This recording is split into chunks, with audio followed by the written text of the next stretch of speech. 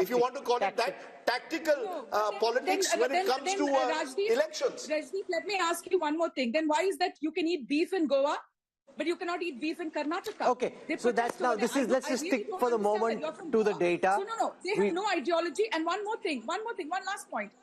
This is not mood of the nation. I would call it mood of the media also. Today I was traveling from Delhi to Imphal, and the person in the plane says, you know, dekho, Modi kya keh rahe hai? That we are dividing it into north and south. It's all about what Modi. But I don't understand why the paper and the media does not talk about how a present sitting prime minister insults the first prime minister of India, calls him all the names in the world, and nowhere in the world they do that. Nowhere. And let's not forget he was a freedom fighter. So why is nobody written about that?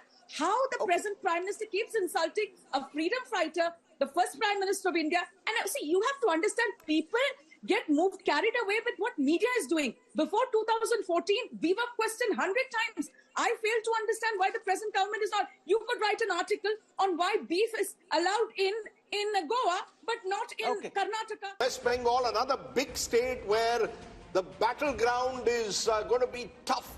Let's take a look at the vote share first. Remember, the BJP did very well in Bengal, the breakthrough election of 2019. Now, in vote share, NDA 40%, holding its own. The Trinamool Congress 43.5%. Here we've separated the TMC from the rest of the India alliance because it's likely Congress and left will contest together. That's others 7.3. So Trinamool Congress 43.5, others including Congress and left 7.3, NDA 40. How does this translate into seats? BJP 19, they won 18 last time, 19 this time. They will be happy that they are holding their own in Bengal.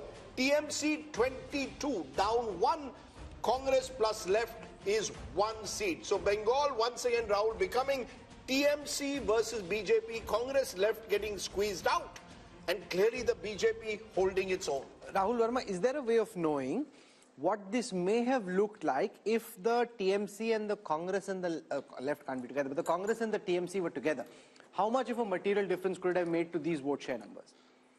Like, it's hard, right? Because you don't know what kind of transfers will take place and what the seat allocation to different parties. Yashwant, how much of the Muslim vote is the Congress actually splitting, or is it largely going en masse to the Trinamool? You see, the minority vote saturation towards TMC is already done and dusted. Yeah.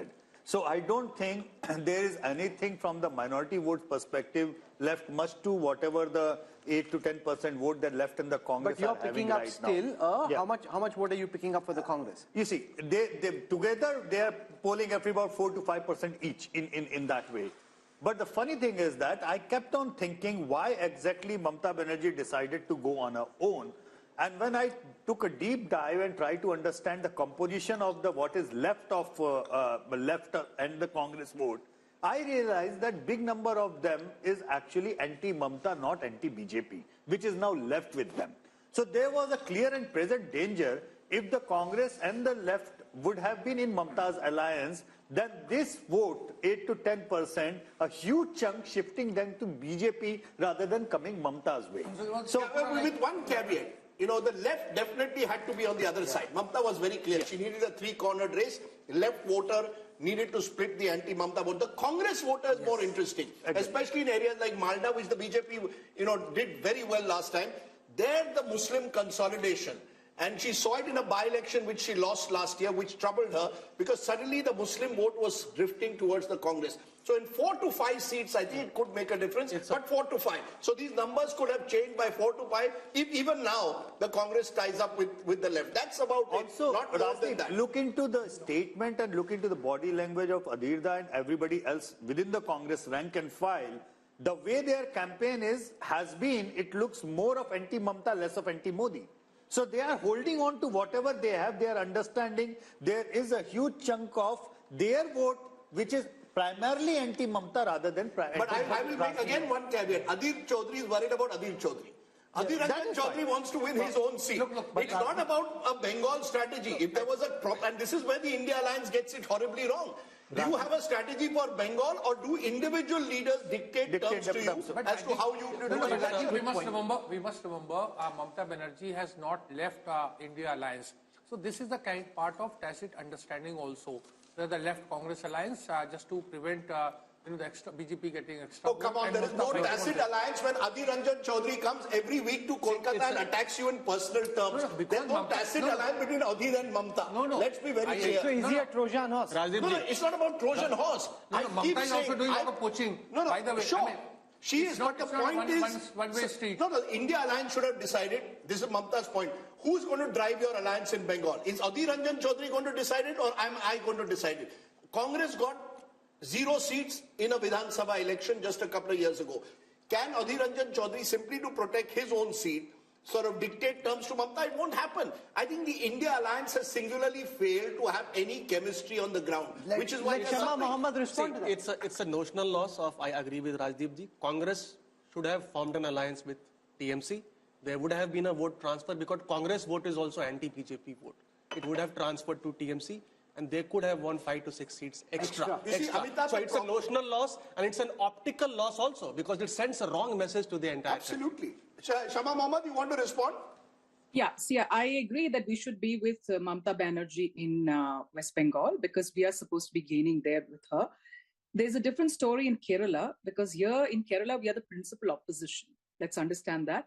We have, the UDF has 19 out of the 20 Lok Sabha seats and we've got more than 30 seats Bengal, in the assembly also. So we are the principal opposition. Whereas in West Bengal, from 44 to 0, we have come out, So I, being from Kerala, believe that it is more important to be with TMC than to be with the left. Okay. Sanju Verma now joins us. Sanju, it's been a good showing in the north, not so good showing in the south, strong showing in the west, and in West Bengal, which we're talking about right now, it seems that the BJP is roughly where it was. My understanding on the basis of multiple conversations are the BJP's own polls are showing them 25 plus. This poll seems to suggest that they're not quite there. Our data seems to suggest that the BJP could end up at 19, which is just one more than what they had last time. Rahul and Rajdeep, first and foremost, I just have this to say. I think survey after survey, and especially Mood of the Nation, which is so hugely watched, thanks to Rajdeep, who's trending every second day, and Rahul Kanwal, who never misses an opportunity to show Rajdeep the mirror. Be that as it may, I just have this to say. We are not the India alliance where you are going to create divisions. On a lighter note, Sanju ji, no divisions. On a lighter note, ये BJP की अच्छी strategy है, divide and rule. You are trending every day. थोड़ा शांत हो जाओ. Learn to be gracious when I'm giving you a compliment, albeit a left-handed one. Anyway, now coming to the more serious point. I remember I've been on a zillion debates on these surveys that have been carried out in the last 12 or 24 odd months.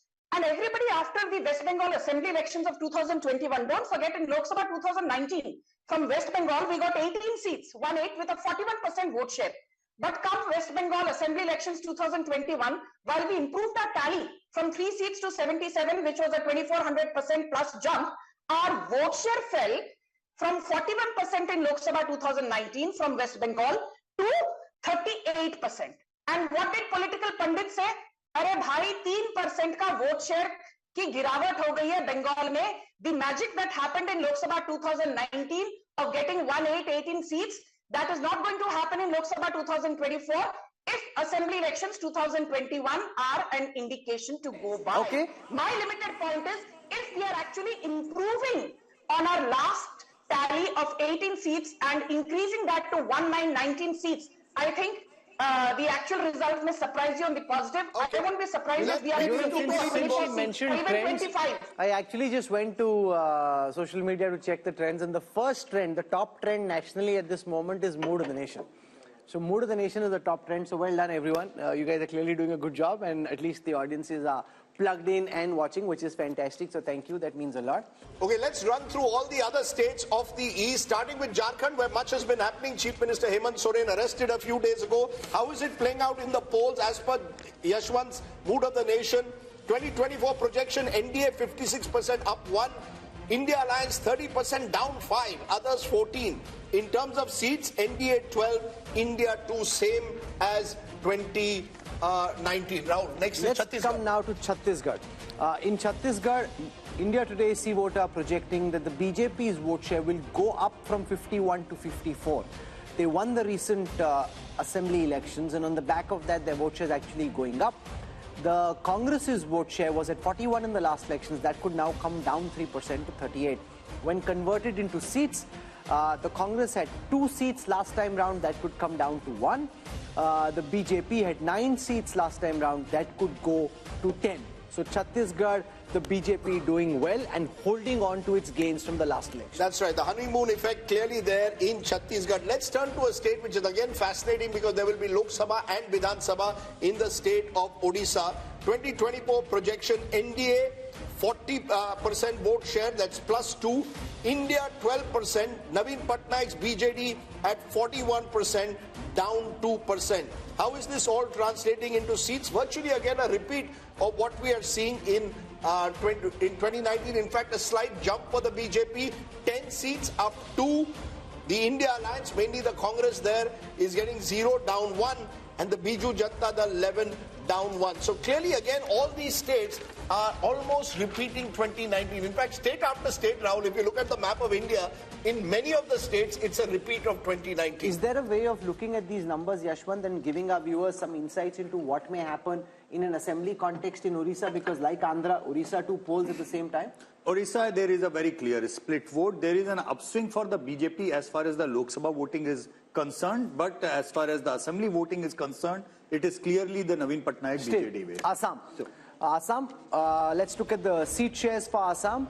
Last time the BJP had 9 seats. That could go up to 12. Remember, Assam has 14 seats. The Congress and the AIUDF was at 3. That could now come down to 2. That's down 1.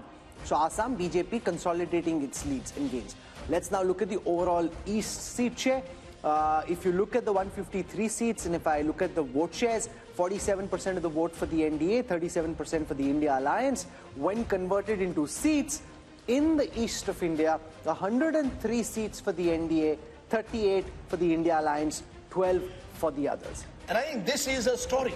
You know, while we focused a lot on the BJP's dominance in North India, its dominance in Western India, it is in the east that the sun is rising. The lotus is beginning to bloom, particularly when you include a Bihar and the northeast. I'm presuming Yashwant's included all the states of the northeast, the Manipurs, the Nagaland. No, so we will spend time on each of the northeastern states, just so that people know. We're going to go into a break, show you the national big picture, but we're going to spend time on each of the northeastern states as well. Hello and welcome once again to India Today's Mood of the Nation poll. All the findings in India Today magazine brought to you by C Voter. We've gone state by state over the last 3 hours. We've gone from the north, south, west and east. It's time now to give you the big picture. What would happen if general elections, which are not too far away, were held today? Rahul, take it away. Give us the big numbers. Can Narendra Modi do his hat-trick after all? Will it be 400 par? Rahul. This is the moment all of you have been waiting for. No Indian Prime Minister since Pandit Jawaharlal Nehru has won thrice over in 3 successive elections. If elections were held today, does the NDA reach 400 par as they'd like to believe? Is the BJP achieving its mission 370? We've seen the talk. Let's see the numbers. The NDA Alliance projected to bag 45% of the vote share, which is what the NDA Alliance had in the last election as well. The India Alliance expected to bag 38% of the national vote share, which is 11% more than the last time, but that's also because last time it was UPA, this time it is the India Alliance. So parties like the Trinamool, at this moment, this could change soon after our broadcast, but at this moment officially they are part of the India Alliance, which is why as a national aggregate their vote share is up 11%. The others from 28% are now coming down to 17%, down 11. That's as far as the alliance-wise vote share is concerned, where there is a very clear gap of 7 percentage points between the NDA and the India Alliance. Let's take a look at how this converts into seats. 400 par is Prime Minister Modi's war cry. They're heading there, but not there yet. 335 is the current projection by C Voter for the India Today group for this Mood of the Nation opinion poll, the last MOTN before the Lok Sabha elections, 335, way short of 400 at this moment. This is 18 down from the last election. So if you take all the allies together, they had 18 more last time. They're down at 335 at this moment. The India alliance is at 166. That's 75 seats more than the last time.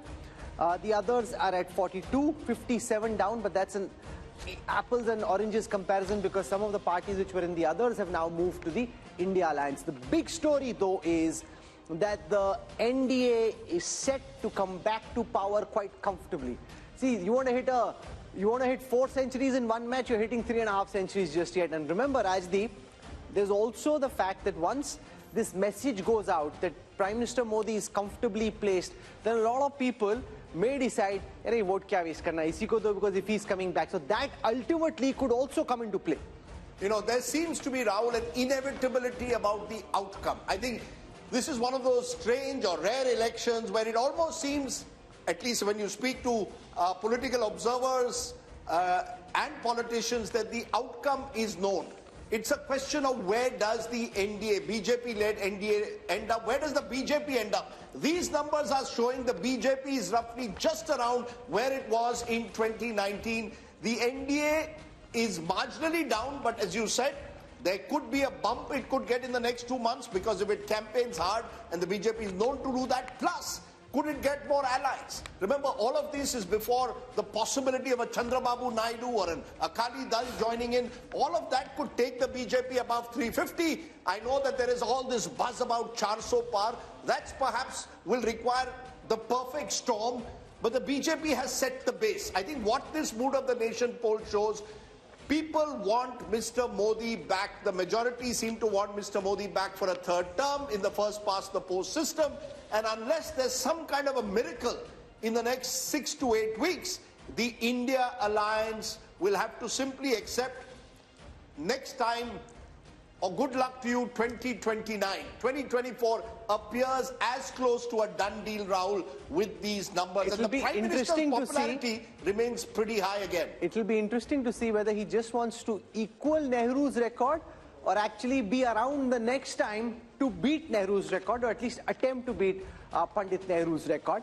Let's take you through how the party-wise vote share and seat share would stack up. We looked at the alliance-wise numbers. Let's now look at the party-wise numbers.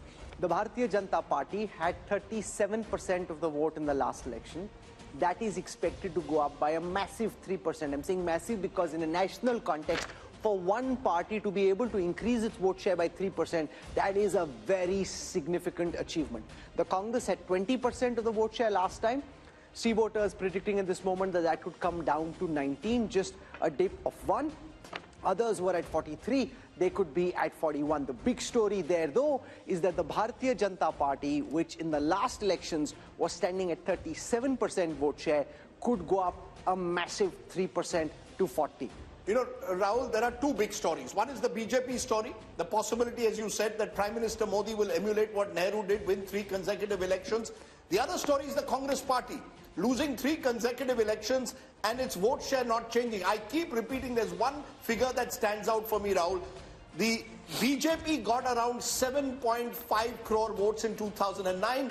It went up by a whopping 200% to over nearly 22 crores by 2019 in a decade. The Congress vote has remained relatively static at 11 crores. So while we are looking at the BJP and the big picture of Mr. Modi winning his hat-trick, we've got to also look at the Congress party. And I think somewhere there are but 2 it's not stories static. there. If the pie is growing up and your portion, right. say you're actually declining very badly. So you're not static. See, you're declining. Your vote share is remaining static. For a moment, and before we kickstart our discussion, let's take you through how this stacks up in terms of seats. We've looked at the vote share numbers. Let's take a look at how many seats each of these parties is projected to bag.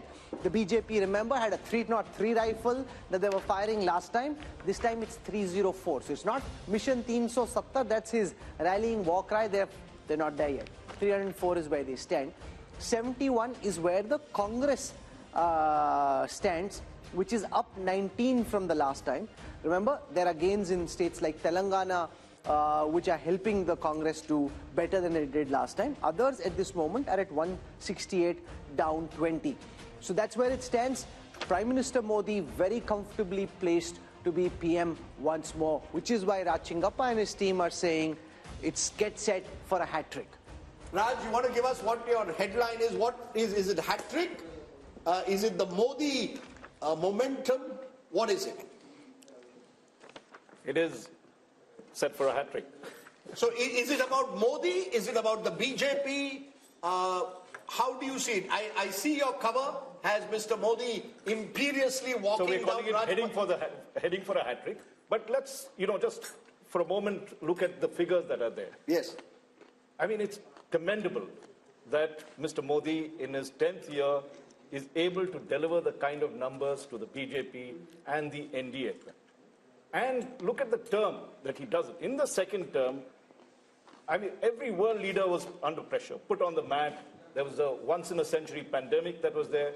You had a complete collapse of the economy. You had the Chinese intrusion coming in. You had two wars, the Gaza and Ukraine war that pushed up inflation. Everything that could go wrong goes wrong. And yet, when we see at the end of 10 years, Mr. Modi is not only shining, but is up there in the league of greatness, possibly statesmanship that is happening.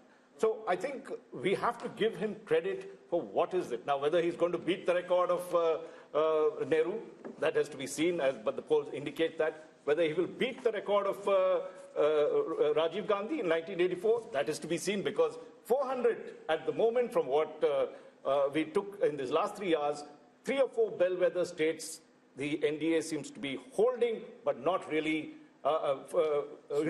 catching up to the 370 that Mr. Modi wanted. I think what we will see in the next 2 months, there will be, I believe, because the way it is trending, and I studied what we did in 2014, when Dr. Manmohan Singh was aspiring and the Congress party was aspiring for a third term. If you looked at our Mood of the Nation poll at that time, in January 2014, the Congress was down to 100, and the UPA was down to 122 seats. And the BJP, the trend line was that the NDA and the BJP was going to win it. Here, it's just the opposite. The ruling dispensation is doing it. So I would think that we are going to see a Modi wave, because they can only get better from here. They seem to have equaled what they've done, and we're going to see this huge movement. There are caveats, which... We will come to the caveats in a moment, but is that how you see it? The big takeaway is the BJP has consolidated, holding its own. If anything, Yashwant Deshmukh, it could go up, possibly in the next 2 months, depending on the nature of the campaign, the kind of momentum that you tend to get, that the winner gets a kind of bandwagon effect. Well,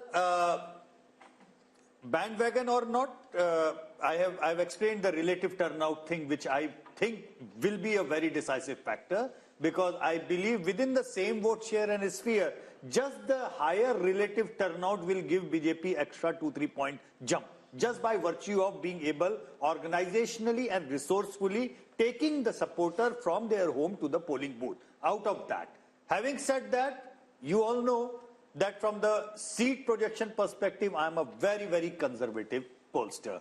For what Raj is indicating, what Amitabh is indicating, probably is, they are poking me that, Yashwant, this is the starting block. And I agree to that, because when I look into the gap of 20% vote share for the BJP, Rajdeep, it's like it is likely to end up a complete sweep in many of the states where marginally I have probability-wise given 2 or 3 seats to the others. So if you look into the 335, it can easily be 350 just by taking into the other sweeping stakes of the BJP. So is there any caveat at all, Rahul Verma? Is there an inevitability of the outcome, as I said, where the question now remains whether the BJP is where Yashwant has pegged them at 303, NDA at 335, or does the BJP go up to 340, 350, NDA 370, 380? Are these the only two scenarios you see, or is there a possibility of a 2004 miracle that the opposition is holding on to? In Indian politics, there is always possibility, but the other term I'll use is probability. The probability of this now turning in a reverse direction is very, very low. And see what is happening in some ways, just to sort of like add to what Rahul was saying. PM Nehru in his successive elections, 52, 57, 62, Congress vote share did not improve. What is happening with BJP, 31, 37, and now projected is 40, 4 months ahead or 3 months ahead of election. And given if it's a conservative estimate, BJP being an organizational party can actually pick up more votes. With that kind of vote difference, the seat translation is going to be heavy. And second point, Congress is holding on to its 18% vote share and 70 seats because of its perhaps performance in Telangana and states like that. And we don't know what would conspire in some of these states. If BJP ties up with, say, BRS, Telangana seat tally might change. What happens to the Congress party, Rashid Kidwai? 3 consecutive defeats, 15 years out of power. And while they may get 70 seats as per our poll, that could even come down to 40, 50 if the BJP goes up by 2030. Where does that leave the Congress party? Can it hold together with a third debacle? Yeah. I think, Rajdeep, it may sound a bit odd and bizarre, but the Congress would be very happy to know Yashwant Deshmukh's, finding and mood of the nation that Congress is getting 71 Lok Sabha seats. It will give them a formal position of leader of opposition in the Lok Sabha. Remember, Congress is very easily satisfied party, and that's the one reason why it is going down. On the other side, when Bharat Jodo Yatra, and this is a very big lesson for Rahul Gandhi, when Bharat Jodo Yatra was started in first phase, it was thought that with that yatra, Rahul Gandhi Congress would be able to increase, its vote percentage by 3 to 4%. They were actually hoping for 25%. So it's a very bad news that Congress is not getting vote percentage, no increase in vote percentage. I think individually in states there will be breakaway Congress factions because nobody wants to be in opposition forever. Amitabh, your big takeaway from these numbers, clearly it shows 2 months before the election, perhaps, as I said, more than any other election, a dead certainty as to who the winner is. I can only compare it with January 2019.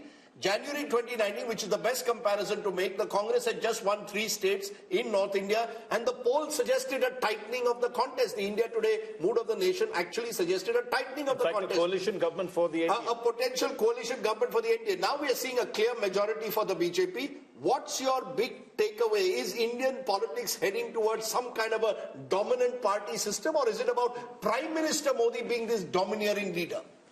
So BJP is, of course, attaining the pole position which Congress used to acquire during the 1950s to 1990s. At that point of time, Congress was competing mostly against regional parties. Here we have BJP competing mostly against regional parties because regional parties tally is 168 seats. BJP is increasing its vote share.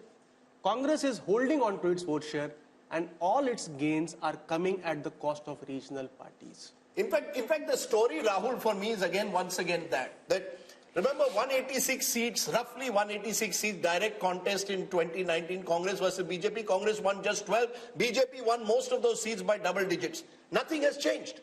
It's almost as if the Congress is where it is, comatose in a way electorally, and the BJP is growing. And because they're not listening. And the other factor, which is also in a way worrying, is the North-South divide. The BJP dominating North India, dominating West India, doing even very well in the East. It's only the South which seems to be marching to its own beat. And I wonder what the implications of that will be long term. If the Congress had any good sense, and I'm not at this moment certain that the people who do are looking so obsessively at this election in the way that the BJP is, they should sit into a room, Messrs. Kharge, Rahul Gandhi, Uddhav Thackeray, Sharad Pawar, and say, let's thrash out the Maharashtra seat sharing formula before we leave.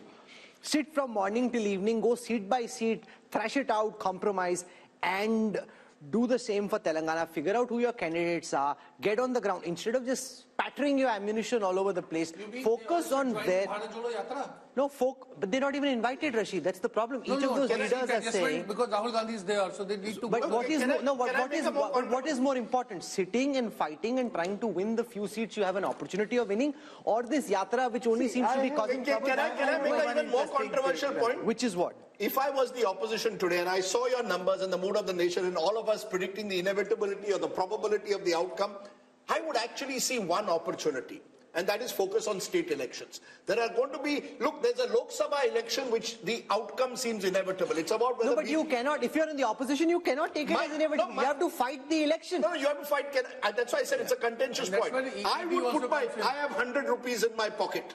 I would put at least 80 rupees of that into state elections. There's Haryana, there's Maharashtra, there's Jharkhand, there's Bihar next year, then there's a series of other elections. Look, in the Lok Sabha, you can pick up, I'm only going by the mood of the nation, Rahul. You can pick up 20, 30 seats by what you're saying, better seat adjustments, do a little bit in Maharashtra, work out your numbers. You should do that. Of course you should. Every election has to be fought. But when I look at the priorities, my concern for this kind of opposition is that they seem to not even be able to get their act together often in state elections. Maharashtra is a good example. There's an election in Maharashtra in September, October.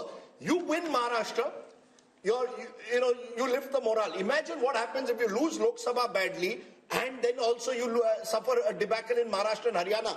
Eventually, and don't forget, Karnataka, the government could be on notice given the kind of numbers that we are showing. Telangana, the Congress has a small majority. So, the Congress Mukt Bharat or an opposition Mukt Bharat is in a way a reality if these numbers hold on. I would say focus on state elections, get your act together, and I agree with you. At the moment, you should be sitting across a table, working out seat sharing, working out some kind of plan. I don't see that, which is why I think Yashwant has underestimated the BJP. My numbers are, I did my own polling, 340 plus BJP, 370 plus ND Alliance. I'm not ruling out even a bigger number than that. Yeah. That's the way I see it. I believe that the opposition is totally despondent. Rashid Kidwai, are we seeing a phenomena similar to what we saw during the Gujarat Assembly elections, where because of what Rajdeep is saying, because of what others in the opposition seem to be thinking, the opposition just gives up the fight? Like when I traveled through Gujarat in the last assembly election, the opposition, the Congress wasn't even in the fight. AAP was trying to put up some fight. See, it's a self-perpetuating prophecy. If you don't fight, your opponents do even better. The BJP ended up with 154 out of 182. If the Congress had fought harder on every seat in every region, they may have done better. You give up the fight thinking, you take what Rajdeep is saying seriously, say, because the opposition takes what he's saying very seriously. If they start taking what he's saying seriously and not fighting this Lok Sabha election and preparing for the assembly election, jitna bura pitenge, usse aur pit jayenge. Too late hai, Rahul. Ye sab hota chahiye tha 6 mahine pehle. You see, the biggest problem with this opposition in 2024 is there is no sense of ownership. There is regional parties and there is Congress. When you talk about Congress, there is an official AICC president Mallikarjun Kharge, and there is a Rahul Gandhi who represents the political leadership of the Congress. Now each person. So what does Kharge represent then? He's a Congress president, but he lacks that kind of political leadership. That's what I'm saying. There is no sense of ownership. Not and political leadership, political authority. He's not been given the political authority. Can I just come in at this point? Take a look at the opposition. If, for instance, the Congress, if it had won one state in the north, Madhya Pradesh, where it was, anti-incumbency was clear. So it was so close to actually turning the election. Because if you go back in the year that's there, firstly you win Himachal in December, then you come back and win Karnataka, I'm talking last year. You have the India Alliance being formed at that particular point of view. You knew where your battles were. Okay. This is the difference between what the BJP does, which knows that these 3 seats were critical for them to get the momentum to win the Lok Sabha. Easily the story could have turned, and the mistakes the Congress started making. Sanju Verma is with us and Radhika Khera is with us. Sanju Verma, to you first. I hope you've got some laddus and some mithai for Yashwant Deshmukh, Raj Chingappa and everybody else over here, because it seems that the Prime Minister... She won't give me. She won't give you? She won't give me mithai. No, she just said you were doing a great job when you were trending. She should give you mithai also. Now, 304, after 10 years of being in power for the BJP, 335 for the NDA, it seems no matter whether you get to 400 and 370 or not, the outcome of the next election seems to be heavily skewed in your favor. Yeah, Rahul and Rajdeep, there's this famous saying by Norman Vincent, if you shoot for the moon, you will at least land among the stars. So whether it's 370 or 400 or 335, what have you. Point number 1, BJP is romping home with a massive majority all on its own. Point number 2, I remember that famous interview with Prashant Kishore a few days back, where Rajdeep kept asking him, what is the secret sauce around brand Modi? So I have something to say to the Congress. हम तो जीतेंगे ही, पर कांग्रेस के जो समर्थक हैं, ये ध्यान से सुनिए. जो जानकर भी अनजान बना रहे, उसे दर्द क्या बताना? जो जानकर भी अनजान बना रहे, उसे दर्द क्या बताना? अभी मगरूर है वो, खुद में उन्हें क्यों होश में लाना? अभी मगरूर है वो खुद में, उन्हें क्यों होश में लाना? एहसास तब होगा उन्हें जब छोड़कर जाऊंगा, एहसास तब होगा उन्हें जब छोड़कर जाऊंगा, फिर नहीं होगा मुमकिन मेरा लौट कर आना, फिर नहीं होगा मुमकिन मेरा लौट कर आना. The voters have time and again. कौन छोड़ के जा रहा है? अरे भाई साहब, वोटर्स ने छोड़ दिया है, but Rahul Gandhi refuses to look into the mirror and get a reality check. But now I will speak with hard numbers. Just bear with me for 20 seconds. Before you go on, you've thrown a poetic punch. Radhika Khera, I don't know how good your shairi is. She's thrown a poetic punch at you. That's a bit of a googly. Can you come back on the spur with a counter? Let's see. The numbers aren't favoring you, but let's see how good your shairi is. Go for it, Radhika. I'm sure that these numbers are a disappointment for the Bharatiya Janata Party spokesperson, because their claims of ab ki baar 400 par have gone down over here itself in your survey. But coming back to that, I feel that surveys are not actually showing the true picture. The true picture is what I have here. I'm sorry, I don't believe in shairi and all, because we are not here for entertainment. And India Today is for talking about hard facts. Hard fact, today's newspaper, which says, Kisan karenge aaj Delhi ka coup. This is the reality of the country today. The reality of the country today is that our wrestlers were sitting outside protesting, and what were they given in return of the protest? Lathia. The reality is that the entire country is dealing under inflation, unemployment, poor law and order. While Modi ji goes and pats himself on the back, I did not speak in between. Sanju Verma, you must allow her to speak. No, please put down Sanju Verma's voice. You must allow her to speak. We are a democratic country, and India Today is a democratic channel where you cannot mute my mic and you will let me speak. You cannot control the opposition over here. Well, coming back, the country is watching how over 100 parliamentarians were suspended for parliament because they were raising their voice. Country is watching everything. Country is watching how governments are being brought down, being scared by the ED. Parties are being broken down and new fractions are being made. Country is watching everything. Yes, there have been disappointments that we've had in the recent elections in Chhattisgarh, Madhya Pradesh and Rajasthan. But all surveys were predicting that Congress was winning Chhattisgarh. And Rajdeep, you even visited Chhattisgarh. The mood of Chhattisgarh was absolutely different on the ground. But something else happened. So I don't think that So I want to go back to Sanju Verma. Sanju, while the overall picture is very rosy, or should I say there are lots of lotuses in the overall national picture, and they're blooming, Maharashtra is a concern, Telangana is a concern, having an alliance in Andhra Pradesh, potentially even Punjab is a concern. And the way that the BJP has been operating, my sense is that they may be looking at these states where they're not doing well and trying to double down and figure out how to make the tactical arrangements to do well here. I will answer your question, and now I hope the courtesy will be extended to me. Ruling party ke pravakta ka mic mute nahi kiya jayega.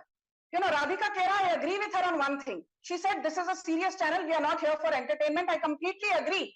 Entertainment to Rahul Gandhi de rahe hain, bharpoor entertainment as part of his Bharat Jodo Nyaya Yatra, where he says, stuff mein koyla dalo aur stuff jal jata. I thought that the stuff runs on kerosene or fuel. For the first time I learned that the stuff runs on coal. So please, don't sit here and give me your half-baked knowledge. Now I will come to the hard facts. Rahul, I will not even talk about what, Mr. Arun Puri said in August 2023. These are famous quotes of his, which I really love reading them all over again on every debate. In August 2023, after your then Mood of the Nation poll, he said, Narendra Modi has pulled off what few leaders have. He has banished the universal factor of anti-incumbency. Narendra Modi's popularity rankings defy the law of gravity. I'm quoting Mr. Arun Puri ad verbatim. And I'll tell you why. Jahan Narendra Modi khade ho jate hain, wahi se line shuru ho jati hai, because we had votes or number of seats at 17.6 crore in Lok Sabha 2014. People said, this was just happenstance. We got the number of seats, winning seats at 23 crore votes. 23 crore people voted for Narendra Modi in 2019, which means there was a 31% increase in our winnable seats between 2014 and 2019. Now, I am not even going to assume that BJP will see a 3% uptick in its vote share from 37 to 40%, as Rahul said. Let us assume that the vote share continues to remain at 37%. It does not rise to 40%. I'm being conservative, despite being an Andh Bhakt and a Modi Bhakt. Despite having a vote share at just 37%, just going by past track record, if you extrapolate the numbers, you will see 30 crore people voting for BJP, assuming a 31% rise in number of seats. And if you assume just a 50% so you made that point, ma'am. I want to go across the table, ask Amitabh, what could be the X factors from here? We're in the beginning of February. We've got March still to go and then elections in April, May.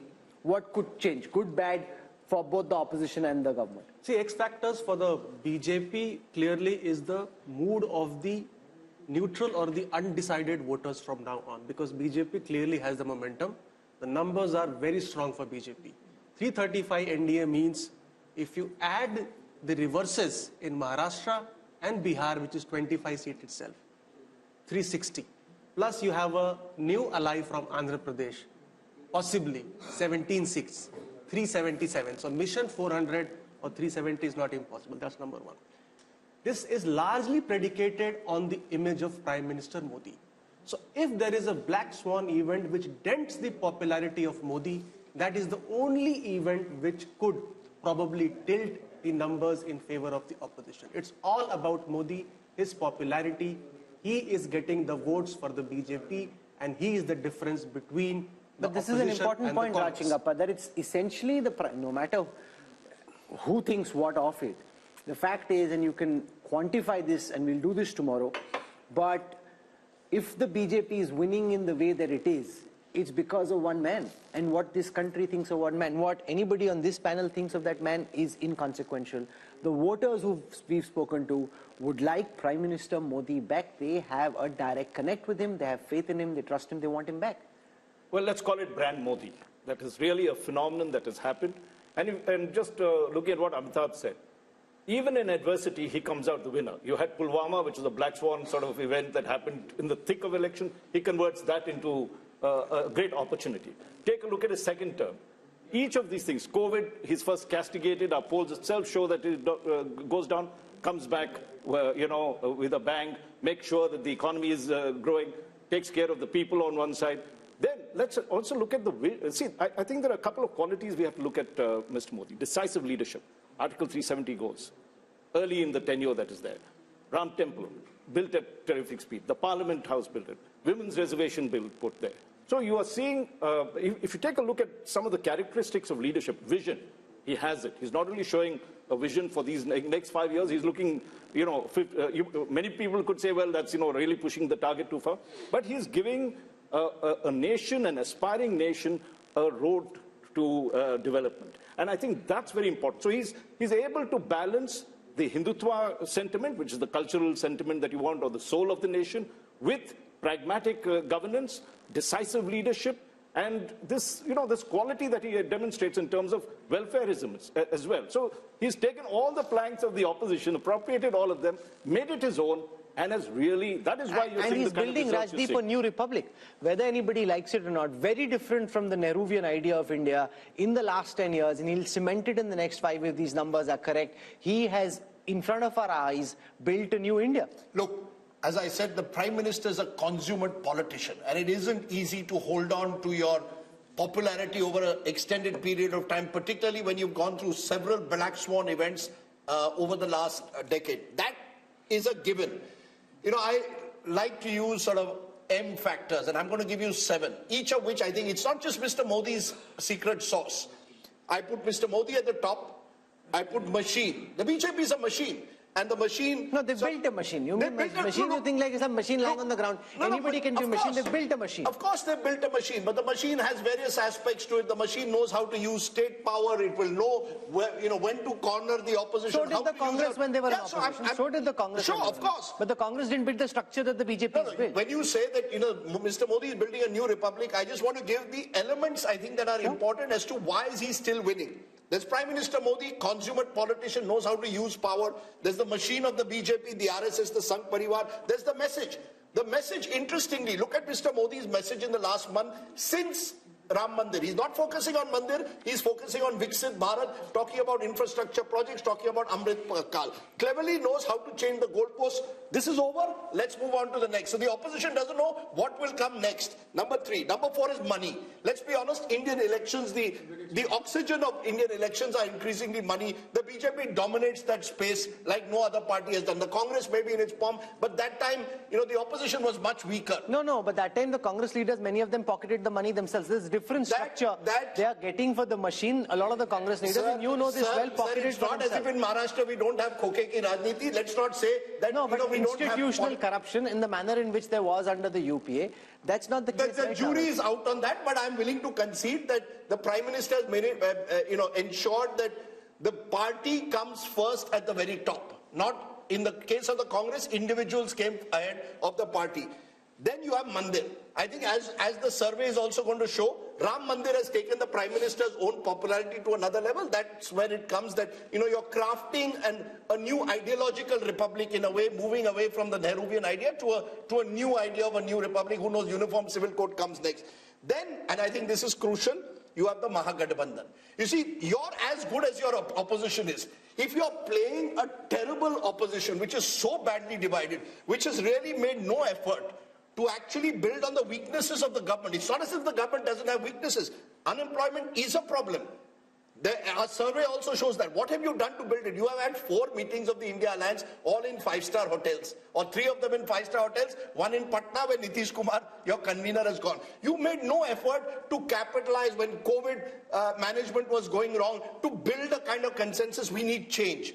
You've not offered me a leadership or a narrative to combat Modi. I think that's an important element. You're as good as your opposition is. Finally, and I know, Rahul, this is contentious, the media. Let's be honest, no one has dominated the media space quite like Mr. Modi is. So we've never really questioned, for example, the misuse of the ED in the way that it should be. The poll also shows a number of Indians believe the ED is being misused. So I think Mr. Modi is Teflon-like. All of this comes together to make him almost impregnable, pregnable. And I think, credit to him. It's not easy in today's world to be as popular in 2024 as you were in 2014. More popular, you can say, but it's a combination of various factors. Your popularity is also dependent on how unpopular the other side is. No, but that's not Modi's fault. It's not. If his opponents don't know how to bat and bowl, how can you blame Modi for that? Rahul, who's blaming Modi? I'm giving the reasonings. The reasoning is the opposition in the last 10 years has had opportunities. Demonetization was an opportunity. COVID was an opportunity. You had the chance to question the government in a serious manner.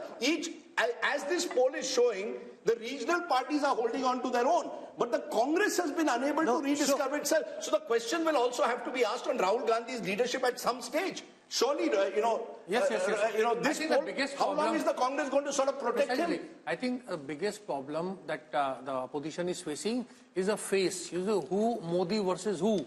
Is it Mallikarjun Kharge? Is it Rahul Gandhi? Is it Mamata Banerjee? Is it Arvind Kejriwal? So people have no idea. Is it M.K. Stalin? Is it some other, chief minister? So, nobody knows. So therefore, Mr. Modi is having it, very easy.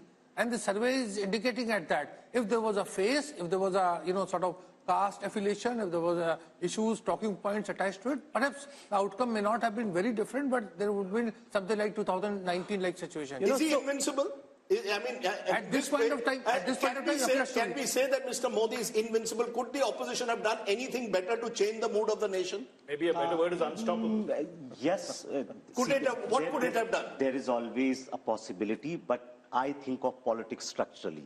And the nature of politics is such that opposition does not have many chances. To use a cricket analogy, if, say, Tendulkar or Virat Kohli is in full form, no matter you ball a Yorker or you ball a sort of like, a googly and spin, they will hit you. But Tendulkar has got gold. Modi has never got gold. This is why leaders are important. But think of 50s and 60s politics. Were there no leaders in opposition? There was Lohia and other things. Could they challenge Nehru and Congress party? No, because in political time, now you counted 7 things. Everything is in favor of BJP, right? So at the moment, I don't think there is any X factor. The only X factor could be that we have no sense of what's happening on the ground. People have made up different mind and they are telling something else. So at the moment, everything is aligned in favor of BJP. Here's what I wish to say. Let's just zoom out for a moment and think of the larger picture in a more historical perspective. I was at the Pran Pratishtha of the Ram Mandir at Ayodhya, where while Prime Minister Modi was being introduced, he was linked to Chhatrapati Shivaji Maharaj, is the ideal Hindu king, who at that time, really demonstrated all the virtues that good Indian kings should have. So he's kind of being projected in a historical arc in that same kind of weight category. Rahul Verma, is there any contemporary political figure who comes to your mind who 10 years on, not just in India because there's no comparison here, but even internationally, 10 years after being in power, manages to increase his party's vote share by 3%? Go back in time. Who comes to your mind? Can I make someone who can? Yeah, who? We often tend to, since Nehru is still in the news. Remember, Nehru in the early 60s was a weakened prime minister. The war with China, despite that, won. Please understand. No, but his vote share kept coming down. But his vote share in the years that he was in power, the Congress kept losing ground, the BJP is gaining ground. And there was no opposition. But where is the opposition today? That's what I'm saying. Where is the opposition today? There was no opposition. Where is the opposition? I think only Nehru can be compared. Rahul Verma, okay, so you've got Nehru, Modi punching in Modi. From a party who got us independence, that kind of goodwill to Congress party after 47, with all the heavyweights of our freedom struggle on the Congress side, let's be very, very honest, the 52-53 mandate was not Mr. Nehru's mandate. 62 I'm talking about. 62, yes. But the vote share dipped. Vote share dipped a lot. No, and but there by was then no his actions goes up in 57. Yeah, but in 62 and after that, he's being punished for his actions. The people in India at this moment are rewarding Modi and the BJP for what they are seeing, far from punishing. Let's spend some time on this. Historically, who comes to your mind? Yashwant Deshmukh? No, nobody. I mean, nearest that from the... and one point which I wanted to make, where I can probably answer your question, is the hunger to win and willingness to work 24/7 to let that happen. And that thing, only person which comes to my mind is Mrs. Indira Gandhi. Yes. Besides that, no other prime minister in India had a hunger to win. I'm not restricting this conversation, Raj Chingappa, to India. Raj Chingappa, in a historical context, who comes to your mind? Somebody democratically elected. Only an authoritarian leader who knows how to fix, who knows how to fix the mandate across the world. How is he fixing the mandate? No, I'm not talking about Modi. I'm talking the only. When you say, give me an example parallelly. There are democratic countries where you will have the likes of a Putin in Russia and Erdogan in Turkey, who will know how to, in a way, manage the mandate. Erdogan had a very tough fight. He won with 6 percentage points. In a relatively free and fair system like ours, to do it over 3 elections with your popularity increasing, I think makes Prime Minister Modi sui generis. You look at Algeria, where there was, this thing that Burj Khalifa, when Nehru was there, then I went with Hamid Ansari, he was still Prime Minister. Yeah, but let's not compare Algeria with India. I think, Rahul, you make a very good point. In a democratic society like ours, with all the pulls and pressures, with, as we are seeing in our poll, South India having a very different politics, states like Maharashtra, Bihar, Bengal, Karnataka looking tough for a while. I think Mr. Modi has done the remarkable job of holding his popularity. I will only say this, and I think this is an important point that we need to make. While we talk of the invincibility of the Prime Minister, and I think CSDS's post-poll in 2019 showed 1 out of every 3 voters voted for the BJP because of Prime Minister Modi. The BJP itself is not invincible. That's why I made the slightly controversial point that if I was the opposition, I would focus on states where Mr. Modi is not on the ticket. The BJP is weakened. You want a strategy for the future? Start from the states. The problem is you're going to make this, the India Alliance has come into this 2024 election with no clue of how they want to face up to just to remind the viewers, Rahul, once and again, we are so damn focused on 14, 19 and probability of 24 that we are forgetting the fact that BJP as a party has lost 50% of the elections in this country in the last 10 years. 50%. So invincibility of Mr. Modi as an individual, which the BJP is benefiting from, is not exactly the invincibility of the BJP. Number one. Number two, yes, I concede and I understand, being a conservative pollster, this is probably the starting block of BJP and the NDA. And majority of our polling was happened before the Ayodhya Pran Pratishtha. That impact has to come in, and with the way they are looking out for alliance partners and the way they are going about it, this can only go up. having said that, if you will ask me if there is any, I don't see a black swan because nobody can predict a black swan, but one red flag, that is the complacency factor. You know, complacency factor was the factor which caused them. Are they looking complacent to you? No, they are not. But what 2004 urban areas, the turnout dropped by 18%, and that caused the BJP. No Vajpayee. That's precisely what I was trying to say. They have learned their lessons pretty hard, and neither also there is a very, can I give you a very interesting anecdote now? is Mr. Sudarshan. Sure. Both the factors are remaining. Can I give you a very interesting anecdote? Just this morning, I was told by an MP, you know, Parliament has been extended by a day. The BJP is going to put out a white paper on what the Congress did over 10 years. क्या जरूरत है अगर 300 seat मिल रहे हैं? What to put white paper? लगता है desperate है. मैंने कहा desperate नहीं है. They want to take that 320, 330 that the mood of the nation is going, because he wanted to know the numbers. 320, 330 to 370, 375. एक दिन भी नहीं छोड़ना है Parliament का. If we can get an extra Saturday in, where all the TV channels for 7-8 hours will talk about this white paper, keep the mahal going. So there is no complacency.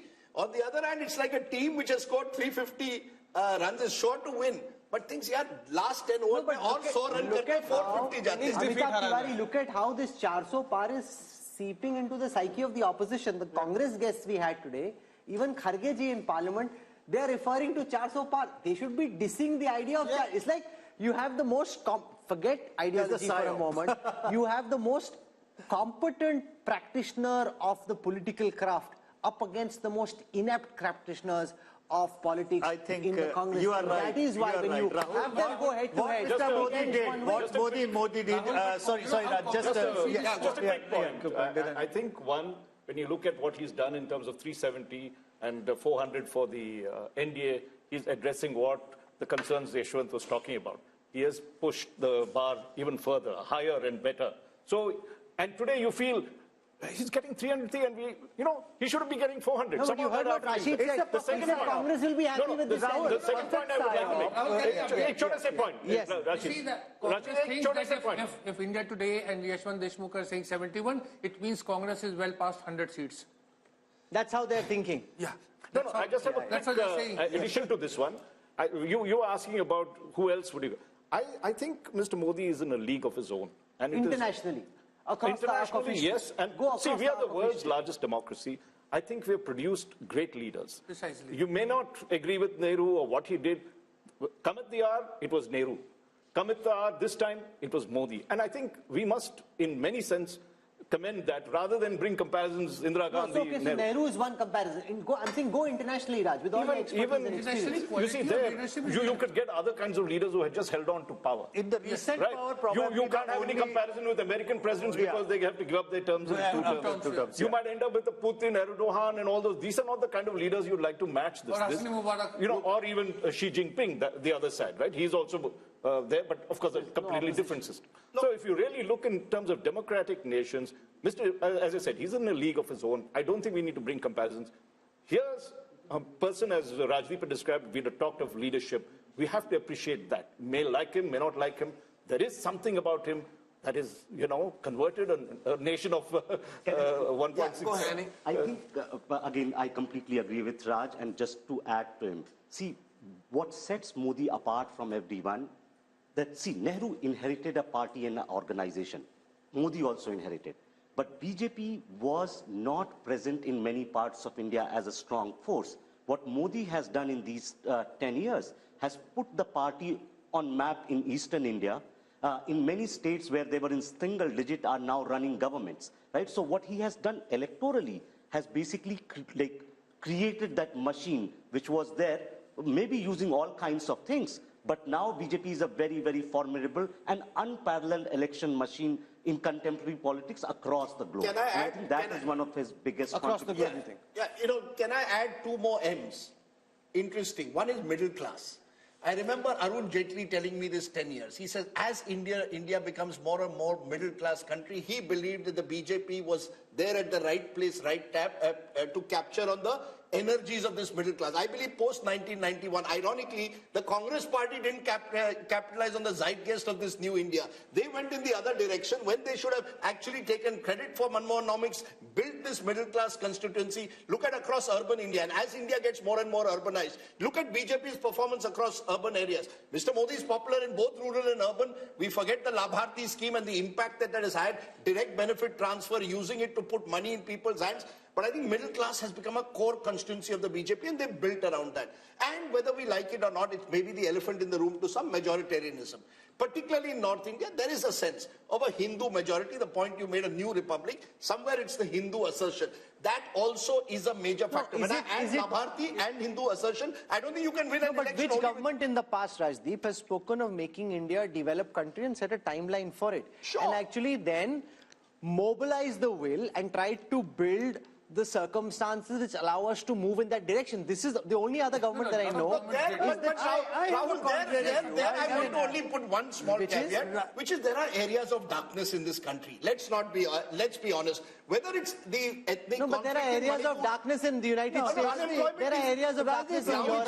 Rahul, just as I believe the middle class has arrived, unemployment is a serious crisis. It's going to get worse in the era of automation. In education systems will not be able to match what the new market needs. I just think let's not say that we've reached there. No, Mr. Modi is offering a dream.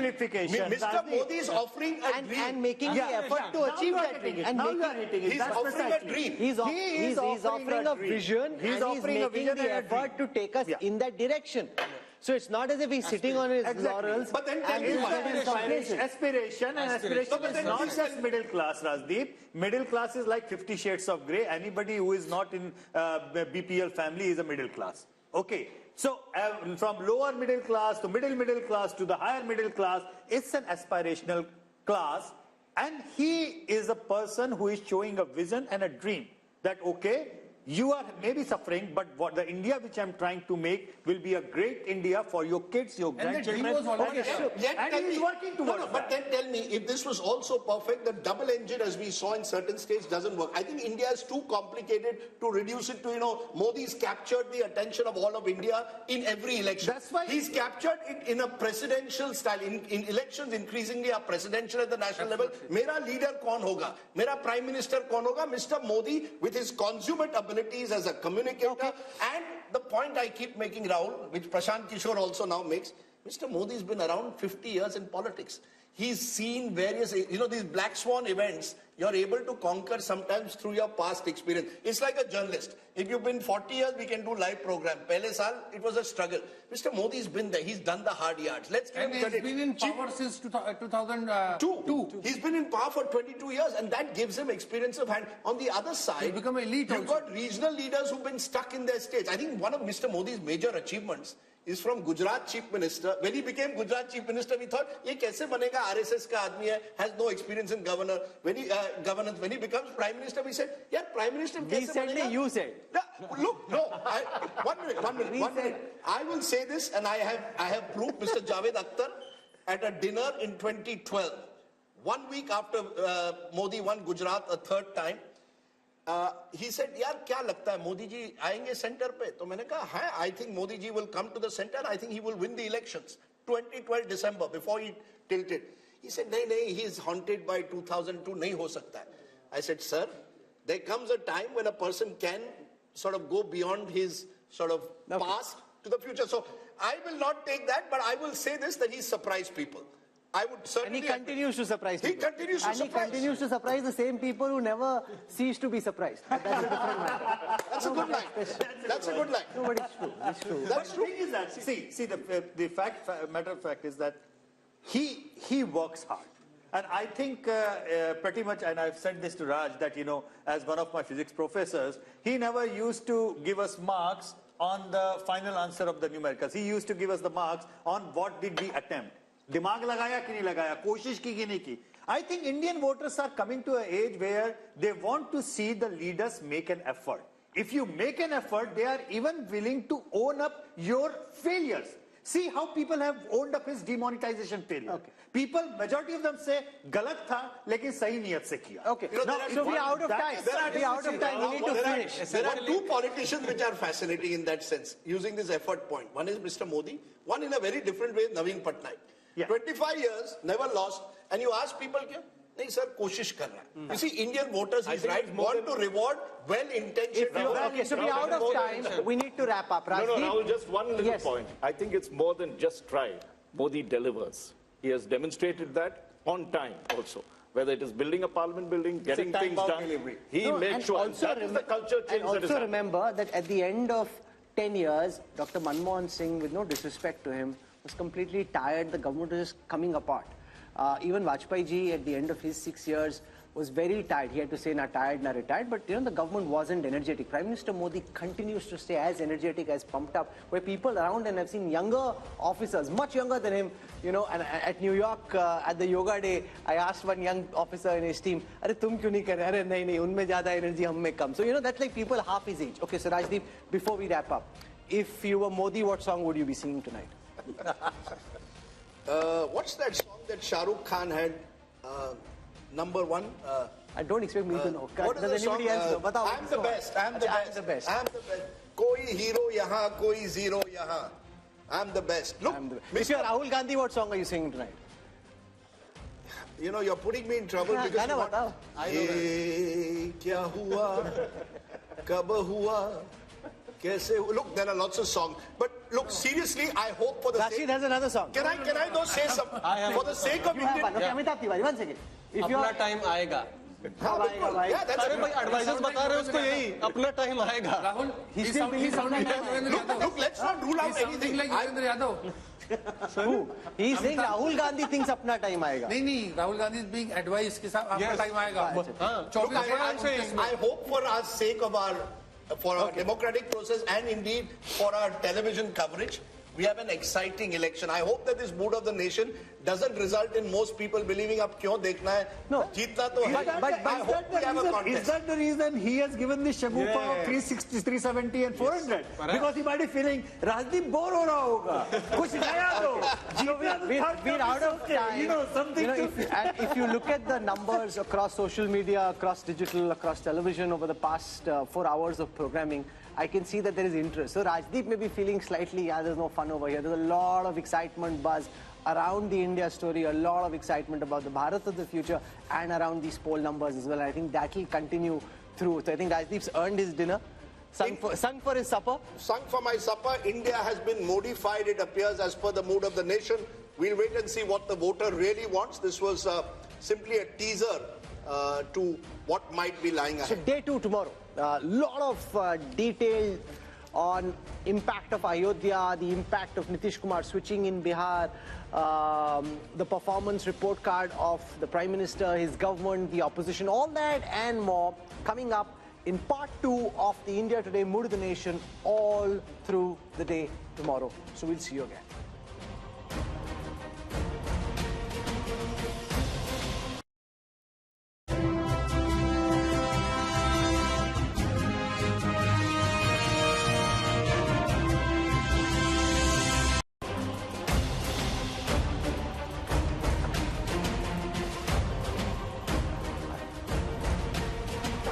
Hello and welcome. You're with the India Today Mood of the Nation biannual survey brought to you in partnership with C Voter, which has done this comprehensive nationwide survey at a time when all eyes are on the big question: who will win the general elections of 2024?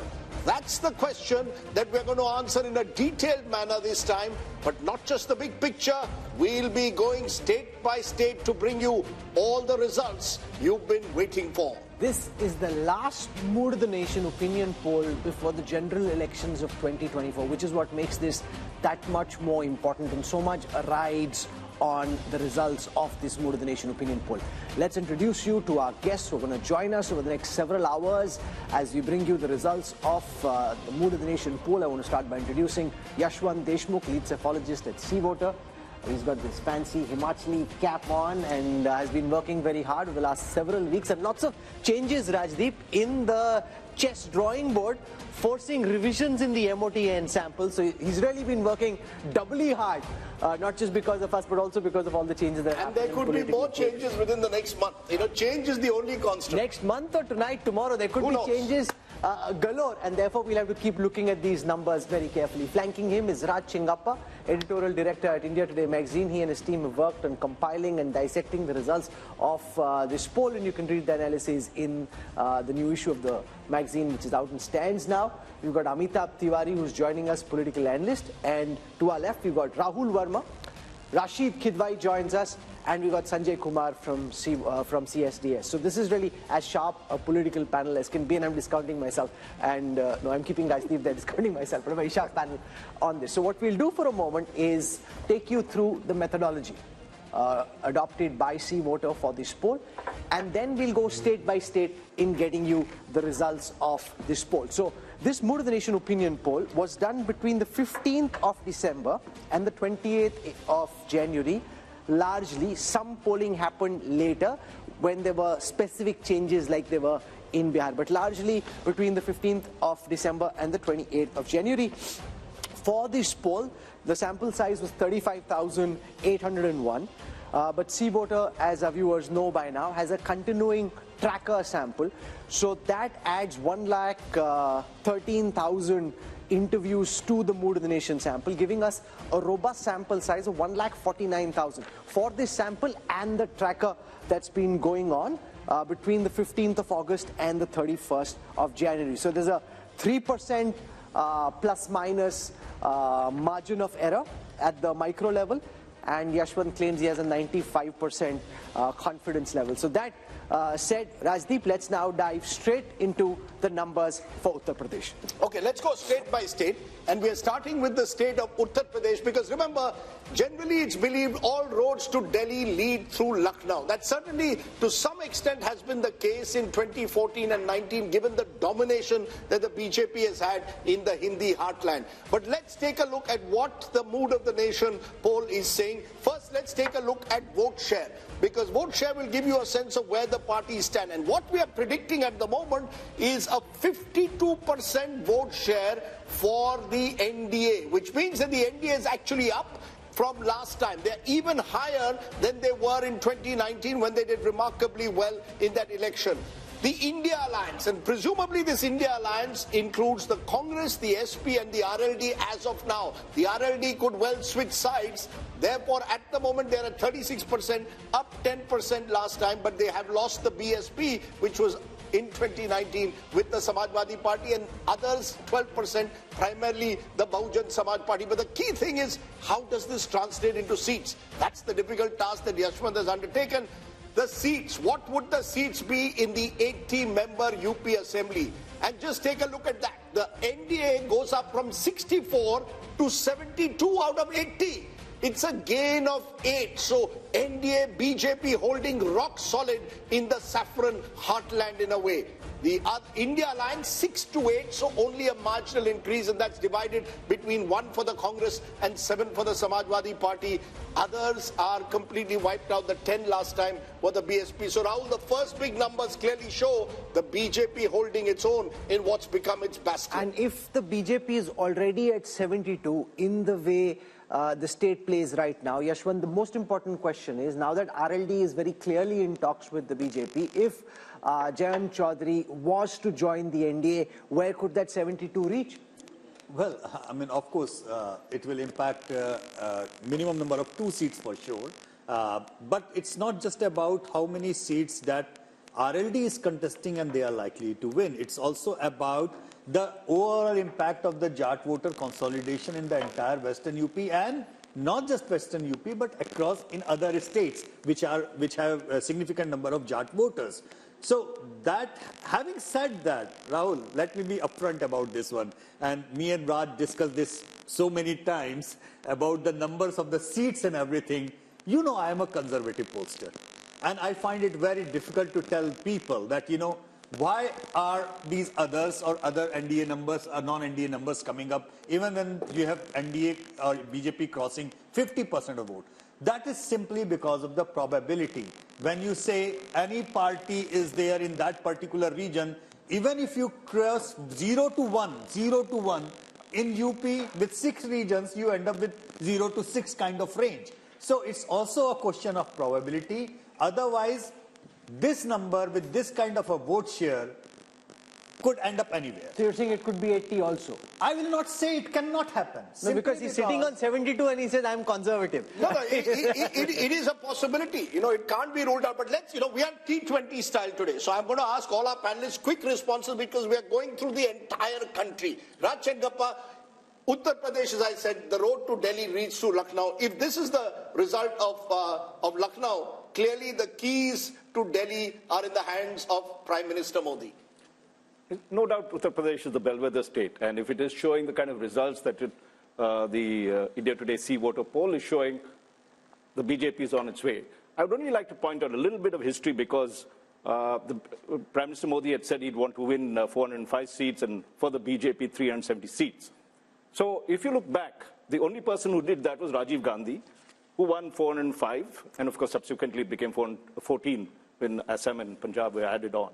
And at that time in UP, that was the undivided UP, I think the Congress won 82 out of 85 seats.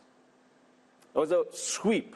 Now, if we are going by these figures, and as they've touched 50%, I'm sure the other pollsters would say that the BJP would require to max in Uttar Pradesh if it has to get its target of 370 that it wants. Remember, those two elections are very different, Amitabh Tiwari, because the 84 election was held in the aftermath of the assassination of then Prime Minister Indira Gandhi. It was an election won largely on the back of sympathy. Here is Prime Minister Modi, who's been in power for 10 times. This is not a empathy, sympathy vote. This is a performance vote. If you end up 72, or if Yashwant says could be even higher, that would be the most incredible performance imaginable.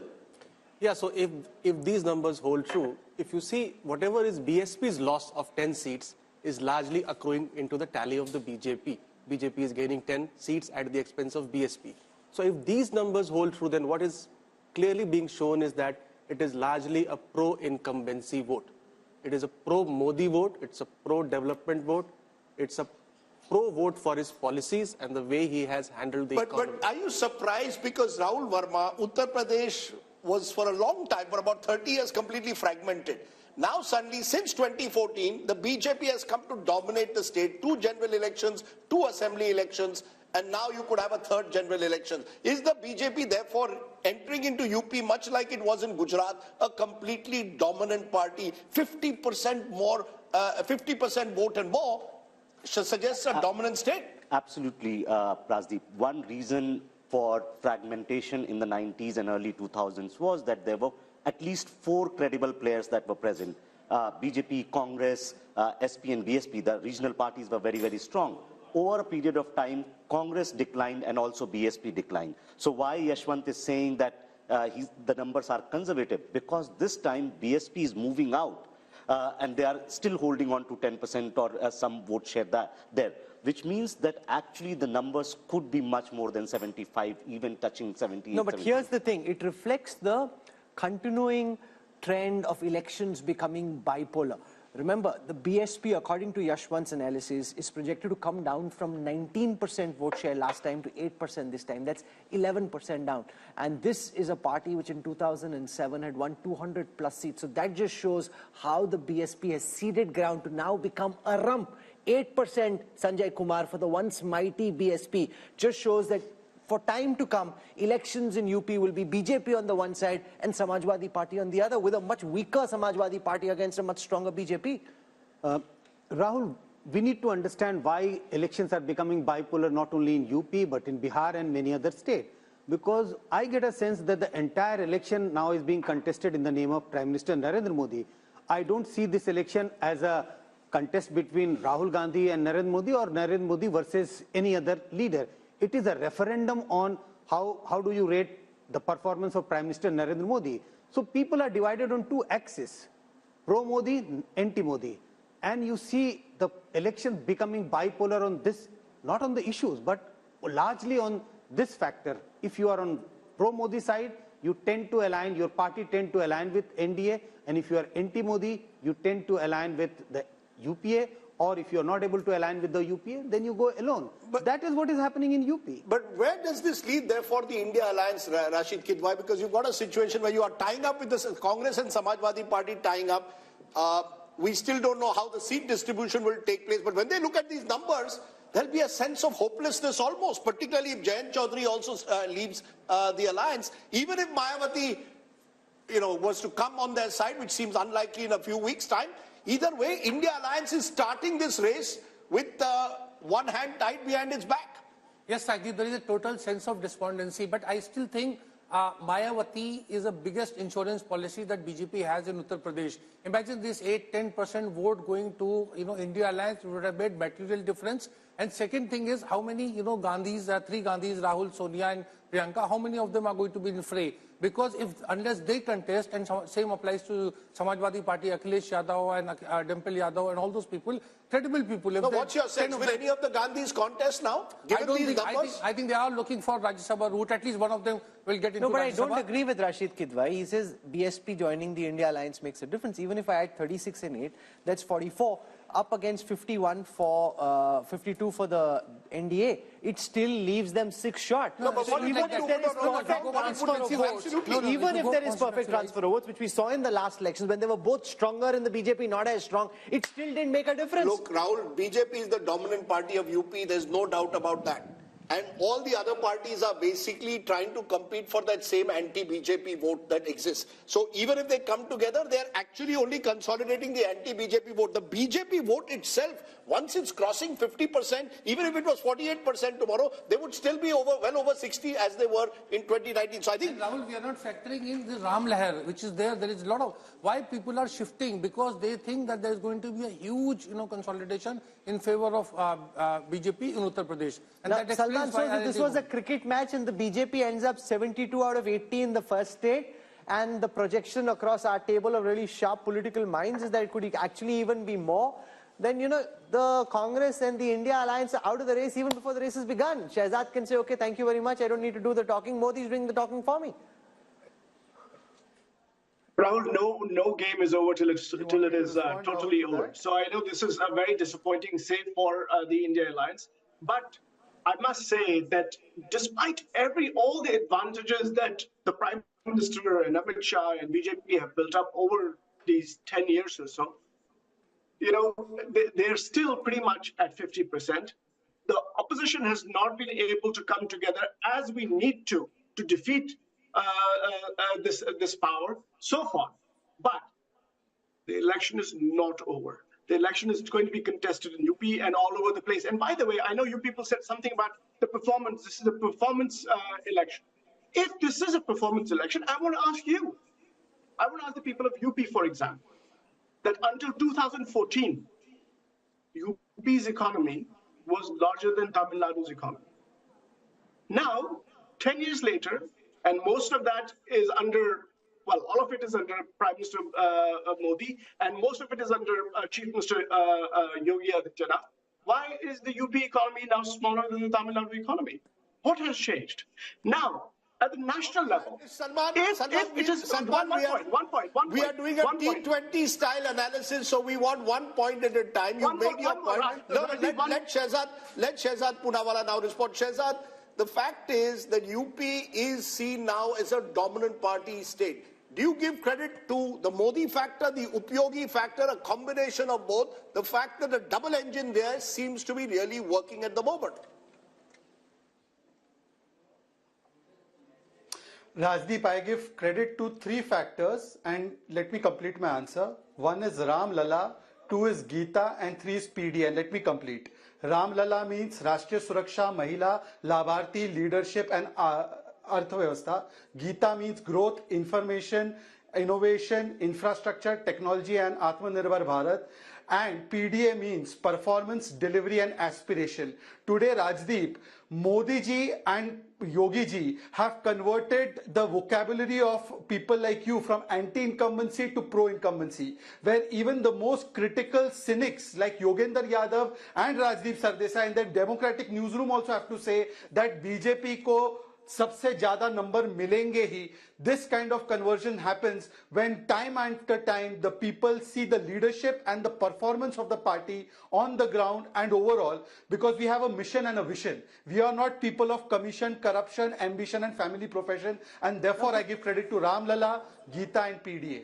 You know, I love his acronyms. He's going to go very far in politics, given those acronyms. Mr. Modi has clearly got a few bucks in the party who know how to use acronyms rather well. What I want to do now is play out a small excerpt from a show we had earlier today from Lucknow, where we spoke to voices on the ground, trying to get a sense of the pulse in Uttar Pradesh. So here are some excerpts from the Mood of the Nation poll from Uttar Pradesh from earlier today.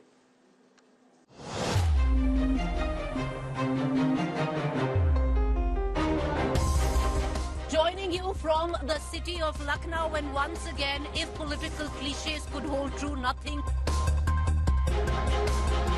विपक्ष की जल गई है एकता की रस्सी, इसलिए Bhajpa UP में जीतेगी 80 में 80। मुझे लगता है यहाँ पर बैठ के लच्छेदार बातें करना और थोड़ी बहुत शेरो शायरी कर लेना एक चीज है। आप धरातल पर आके असलियत देख लीजिए। हम पूरे विश्वास के साथ कह रहे हैं कि कांग्रेस पार्टी का उत्तर प्रदेश में खाता नहीं खुलने देंगे। युवा चाहता है रोजगार, और रोजगार के नाम पर आप कहते हैं पकौड़े तल लो।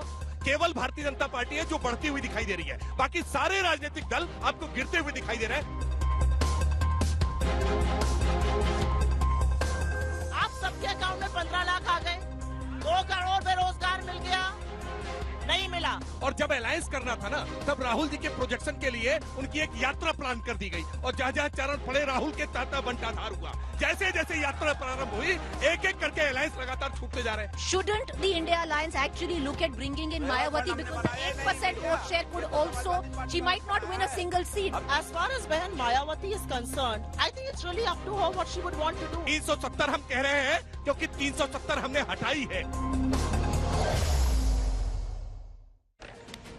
I want to come now to the state of Punjab, and just keep in mind that the numbers that you're about to see assume that the Aam Aadmi Party and the Congress will find a way of fighting together. But this is a state where AAP and Congress are 1 and 2, and whenever two parties are 1 and 2, they typically find it very difficult to be able to distribute seats amongst themselves. Between 2 and 3, it's much easier than it is between parties that are 1 and 2. But since that's the way it is seeming on the surface, that's the calculation that we're about to show you. So here are the numbers for Punjab. I'm going to start by taking a look at the vote share numbers first. The BJP had 10% vote share in the previous Lok Sabha elections. That's now projected to go up to 17. That's 7% up. The Aam Aadmi Party had 7% vote share in the last Lok Sabha elections. That's now projected to go up to 27. That's 20% up from the last time. The Congress had 40% vote share in the last elections. That's now projected to come down to 38. That's 2% down from the last time. The Akalis had 28% vote share. That's now projected to come down to 14, a loss of 14% for the once formidable Akalis. Let's take a look at how this converts into seats. So on your screen right now, for the 13 seats of Punjab, here are the C-Voter India Today Mood of the Nation projections. C-Voters projecting that the BJP is likely to stay at 2 seats. They're likely to stay at 2. What's gone out from the NDA kitty there are the Akali seats. The AAP is expected to be at 5 seats. That's up 4 from the last time if we see the party-wise breakup of these seats. The Akalis were at 2. That's likely to come down to 1. So the BJP holds on to its 2 seats. The AAP goes up from 1 to 5. Remember, in the first election they fought in 2014, they had 4 seats. So they go up to 5 this time. The Congress at 5. There were 8 last time, so they're down 3. And the Akalis are at 1, down 2. Now what could change potentially, Yashwant, is if at the last moment the Akalis and the BJP are able to tie, because behind the scenes there's a lot happening. It's not firm, finalized, both sides haven't decided. The Akalis we know are keen, the BJP is 50-50, wishy-washy, but that can change anytime. And if that changes, how does that potentially change these numbers? Of course, I mean that would be having some impact for sure, because I guess that between the Akalis and the BJP, even though there has been quite a lot of battle in the recent years, as far as the core voting is concerned, they are pretty much supplementary in nature. The core has been anti-Congress vote at large, which the Akalis and the BJPs have been tending together. So this separation might have split it vertically because BJP ran away with the Hindu votes and Akalis were with their Panthik votes. But if they come together, definitely that will have an impact. But it will not be the same kind of seat sharing, Rajdeep, that is for sure. Because wherever BJP is going back with their old allies, the seat sharing equation is no more the same, which was defined by Vajpayee and Advani. But you know, this is a fascinating state, Raj Chengappa, because the alliances have changed dramatically in the last few years. The BJP and the Akalis were together. AAP versus Congress was the battle of Punjab. They've now come together. They may not have chemistry on the ground. Do you really believe that this AAP-Congress alliance will work in the end and actually see the arithmetic benefits that this poll is suggesting? Or do you believe in the end it'll be very difficult for AAP and Congress to actually fight Punjab together, which may be another twist to these numbers? It's my favorite state since I was there as editor-in-chief of the Tribune. But I think here, let's take Sanjay's argument of brand Modi and a referendum of that. How much of that is going to play out in Punjab? It never happened when Rajiv Gandhi, it was very troubled state, of course, at that particular time. So the Congress never benefited at that time because of the wave that happened. So if you look at it currently, if the AAP and the Congress get together, they're a decisive force. Have they got together? Have they agreed on anything? That is not to be seen as yet. No, but can I counter what you're saying to say that it's almost impossible? How will you decide if you're 1 and 2 in that state? On a drawing board, you can say whatever you want. Given the problems in Uttar Pradesh, given the problems in Bihar, it is very difficult. In Delhi, they may still have some kind of an arrangement. In Punjab, they'll ultimately come to the conclusion that it's better for us to fight separately. No, they may well do that, Rahul. They actually seem to believe that that might even work to their favor. That, you have a multi-corner. No, so I'm saying then the premise of the poll for Punjab is flawed because it hypothetically assumes that they're fighting together. Yeah, sure. But the one thing about Punjab, to take from what Raj Chengappa said, and that's the fascinating part of Punjab, Sanjay Kumar, it's the one state in North India where the Modi wave has not worked both in 2014 and 19. Look at both these elections. The Congress, if there's one state in northern India, held its own in the last 10 years, it's Punjab. You think the politics of Punjab, therefore, is very distinct and different from the rest of the country in a way? Two factors. Even though the political clout of Shiromani Akali Dal has come down, but look at the states where regional parties are strong. BJP has not found it easy to make inroads. That's one case why in Punjab BJP has not been able to make inroads. Second, BJP has been contesting in Punjab in alliance with Akalis. So Akalis have been a dominant player. That was a difficulty in the Bihar also for the first couple of decades. Also, look at the social composition of Punjab. In Punjab, we have a very large majority of Sikh voters. So if you look at BJP's popularity, Narendra Modi's popularity, there is some difference if you look at among the Hindus and people belonging to different other religions. That is another factor why BJP has not been able to penetrate in Punjab the way they have been able to expand in other parts of the India. But the calculation in the BJP and Shehzad can build on this. I'll also show you the projection for Chandigarh, which is expected to go to the BJP. It's an urban pocket, and we saw the mess in the mayoral elections recently, but the poll is predicting that Chandigarh goes to the BJP. The problem is both the Home Minister and the Prime Minister have often say that they're very emotionally invested in the Punjab story. And yet on the ground we see, especially amongst the Sikhs, this pushback. So how does this square? The fact that the Prime Minister himself feels so emotionally close to the Punjabi community, to the Sikh religion, and yet there is a lot of antipathy and a very strong pushback. Rahul, look, what Sanjay ji was saying just now, that since we were the younger brother in the alliance, and that alliance was not purely for political reasons, it was also for ensuring the message of Sabka Saath and Samajik Sohar between the Hindu-Sikh community. And therefore, we sacrificed a lot of our space and a lot of the other things also while we were in that alliance. For the first time now, we are finding our feet in Punjab, not just in urban areas, but also in the rural pockets. And therefore, this vote is a vote of expansion. It is a vote of credibility that will keep increasing over the few period of years.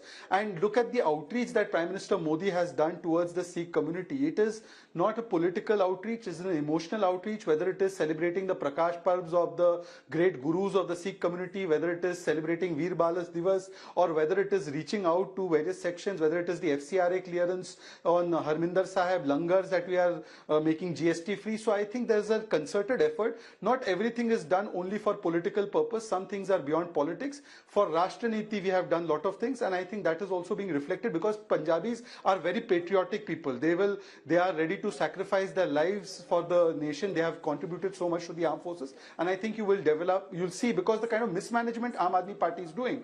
Look at the Nasha Mafia, look at the kind of corruption that is taking place. I'm not saying this. Mr. Sidhu is saying about the corruption. And also the alliance between Congress and here AAP, in Punjab, Amitabh Tiwari, is if they fight separately, this calculation, and you're seeing the India numbers projected by C voter to zoom up in terms of vote share very substantially, all that is based on the assumption that they fight together.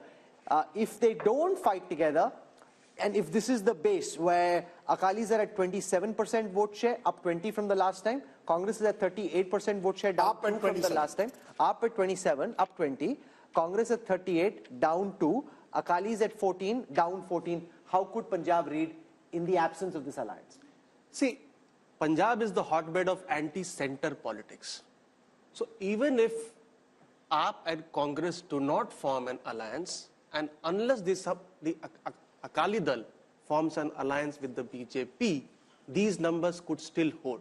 So unless the Akali Dal ties up with the BJP, I don't see a substantial difference in the numbers, because the politics itself there is anti-center. Hindu being the majority in the rest of the country, but being a minority there complicates the political dynamics there. And you know, it's interesting to look at this, because if we turn to the next state, because I think these two states reflect just how India's map is so complex. Just turn to Delhi, not too far away from Punjab, where again the Congress and the AAP are trying to tie up. Just look at how the numbers stack up in Delhi. 7 seats on offer, but the national capital is often a barometer of what tends to happen across North India. Take a look at vote share. As per this, in Delhi, even with the Congress-AAP alliance, you have 57% vote share going to the BJP and 40% to the India alliance of the Congress and AAP together, others 3. How does this then translate into seats? 7 seats in Punjab, in Delhi, all 7 went last time, remember, to the BJP. All 7 will go back to the BJP as per this poll. So that takes off from what Amitabh Tiwari just said. Punjab is almost sui generis, Rahul Verma. There, if the Congress and AAP tie up, they do very well. They tie up in Delhi, where the AAP is in power again, and yet it's a clean sweep for the BJP. Does this reflect urban mindsets and Delhi mindsets versus the anti-center mindset, as Amitabh put it about Punjab? Yes, a little bit, Rajdeep. That Punjab, the demographic composition is different. It has always had an uneasy relationship with the center, even when Congress party was in power in 1970s and 80s. But you have to also understand that this alliance in both Delhi and Punjab is not easy. Because in Punjab, Aam Aadmi Party feels that they can gain these seats even without the Congress. So you've seen Chief Minister of Punjab making statements that we don't need to have an alliance. And in Delhi, even if they come together, they will not be able to make any dent. No, but why not? Why, you know, the reason is that Congress explain why the Aam Aadmi Party in 2 consecutive elections has swept Delhi, but the BJP has swept Delhi in Lok Sabha. So BJP continues to hold 40% vote share in Delhi, no matter which election is happening. Congress gets 25% when Lok Sabha happens, but when Vidhan Sabha happens or MCD happens, Congress comes down below 10%. So that entire Congress vote, which is in Lok Sabha with them, actually shifts with the BJP. So AAP continues to be around 45 to 50% in assembly elections. But in Vidhan Sabha, BJP gains. No, but my view is it's the Modi factor. You know, what seems to be is that the Lok Sabha elections, you look at Narendra Modi. When you're fighting a state election, you look at Arvind Kejriwal. That's happened 2 elections in a row. And it seems, as per your numbers, it's going to happen again. It's a split vote, Rajdeep, and it's happening across India, across all the states, honestly speaking. Each and every state, if you look into the vote share of the last assembly and the last Lok Sabha in together, you will see somewhere between 10 to 25% of jump in favor of the BJP whenever the Lok Sabha elections are there. However, in case of Punjab, I must mention this because it's an important and critical point to add. In the last 10 years, in our daily tracker, there are only 3 states where Rahul Gandhi as an individual leader has scored over in popularity over Narendra Modi. 3 states all across India. One is Punjab, one is Tamil Nadu, and one is Kerala. And they have been like that. But one critical thing is, 10 years back, the gap between Rahul Gandhi and Narendra Modi was so huge in all these three states that it was a one-way traffic of sort. But over the 10 years, this gap is reducing and reducing and reducing, and it used to be in double digits. Right now, it is in single digits. But you know, the split vote, I think, Rahul, is going to become more and more important. Voters seeing Lok Sabha very different to Vidhan Sabha. And Salman shows that's your big problem in a way. In Delhi itself, in the heart of the national capital, even if you tie up with AAP, it's the BJP that sweeps the election. That suggests to me that that voter is giving a huge bump to the BJP the moment it's a Lok Sabha election and Mr. Modi is on the ticket. No, I look at it a little differently. What I'm seeing is, if this data is correct, and I have no way of knowing whether this is or this is not, we'll find out during the elections. But the Congress vote share is coming up in Delhi because people see, many people remember the governance that Congress has delivered to this country. And that is why I think you see the vote share coming up at when it comes to national level politics. Why that doesn't happen at the state level elections? I don't know what you're saying, Salman Bhai.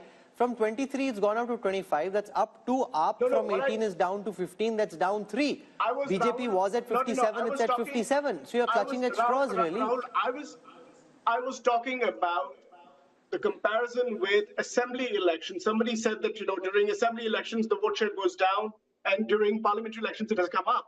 So clearly, people do remember that the UP at times are very good, and why should they not?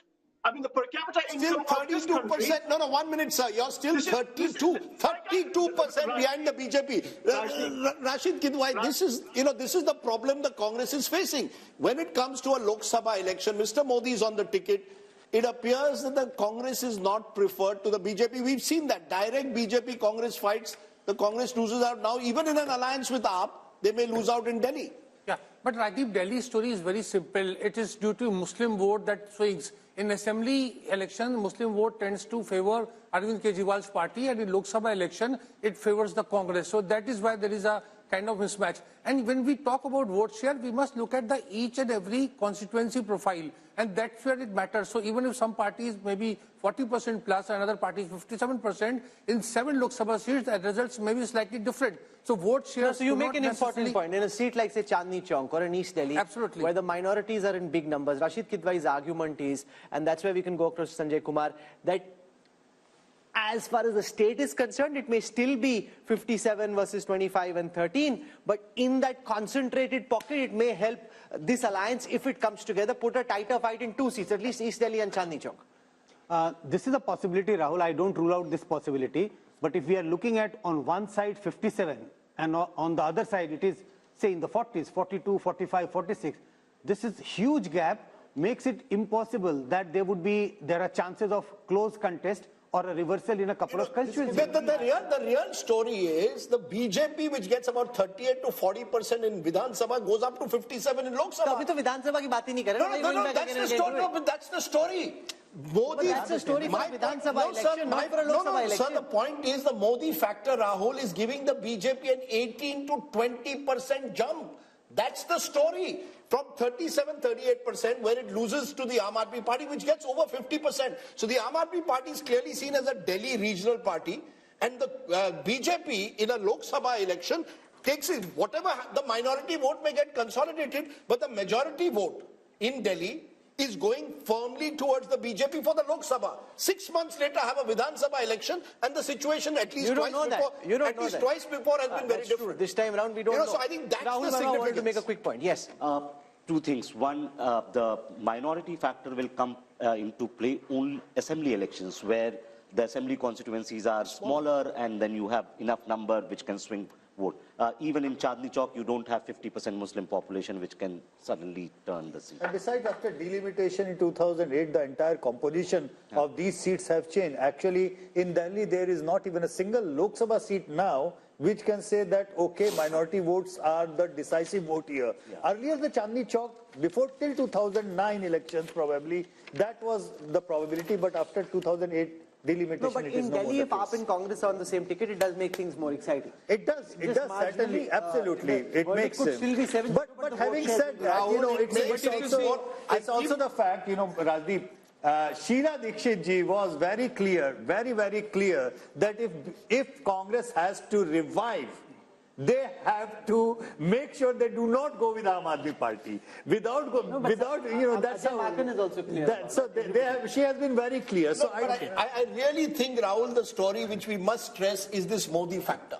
Because this kind of split verdict. But you're sounding surprised about it. No, because it's nowhere else in the world. You see, go across the world. A Republican state will vote for the Republicans, both for the Senate usually and for the presidential election. In India, you're seeing it now in 2 consecutive elections. For Delhi, we want Arvind Kejriwal, but upar hamare liye Narendra Modi. And you're going to see it across the country. Because America doesn't have a Modi, that's why. I don't think it's as simplified as that. I think the Indian voter has very consciously decided who I want for chief minister and who I want for prime minister. And I think it is fascinating because I don't think, as I said, I don't know any other country in the world where it happens. No, we make too much out of this, and this is my personal opinion. There is only 15 to 20% of vote which swings here and there. That's a lot. No, but in only couple of states, except Odisha, except Delhi, do you see a split verdict of this kind? Yes, Karnataka. You see Karnataka in election after election, you vote for one party in the Vidhan Sabha, you vote for another party in Lok Sabha. I'm willing to have a small wager that there'll be another half a dozen states where this will happen. Can you bet like now, after Congress winning Karnataka in 2023, Congress is going to do same way as it done in 2019? But I met a Maharashtra leader yesterday. He said, we have put all our eggs, a Maharashtra Congress leader, we have put all our eggs in Vidhan Sabha. I said, what about Lok Sabha?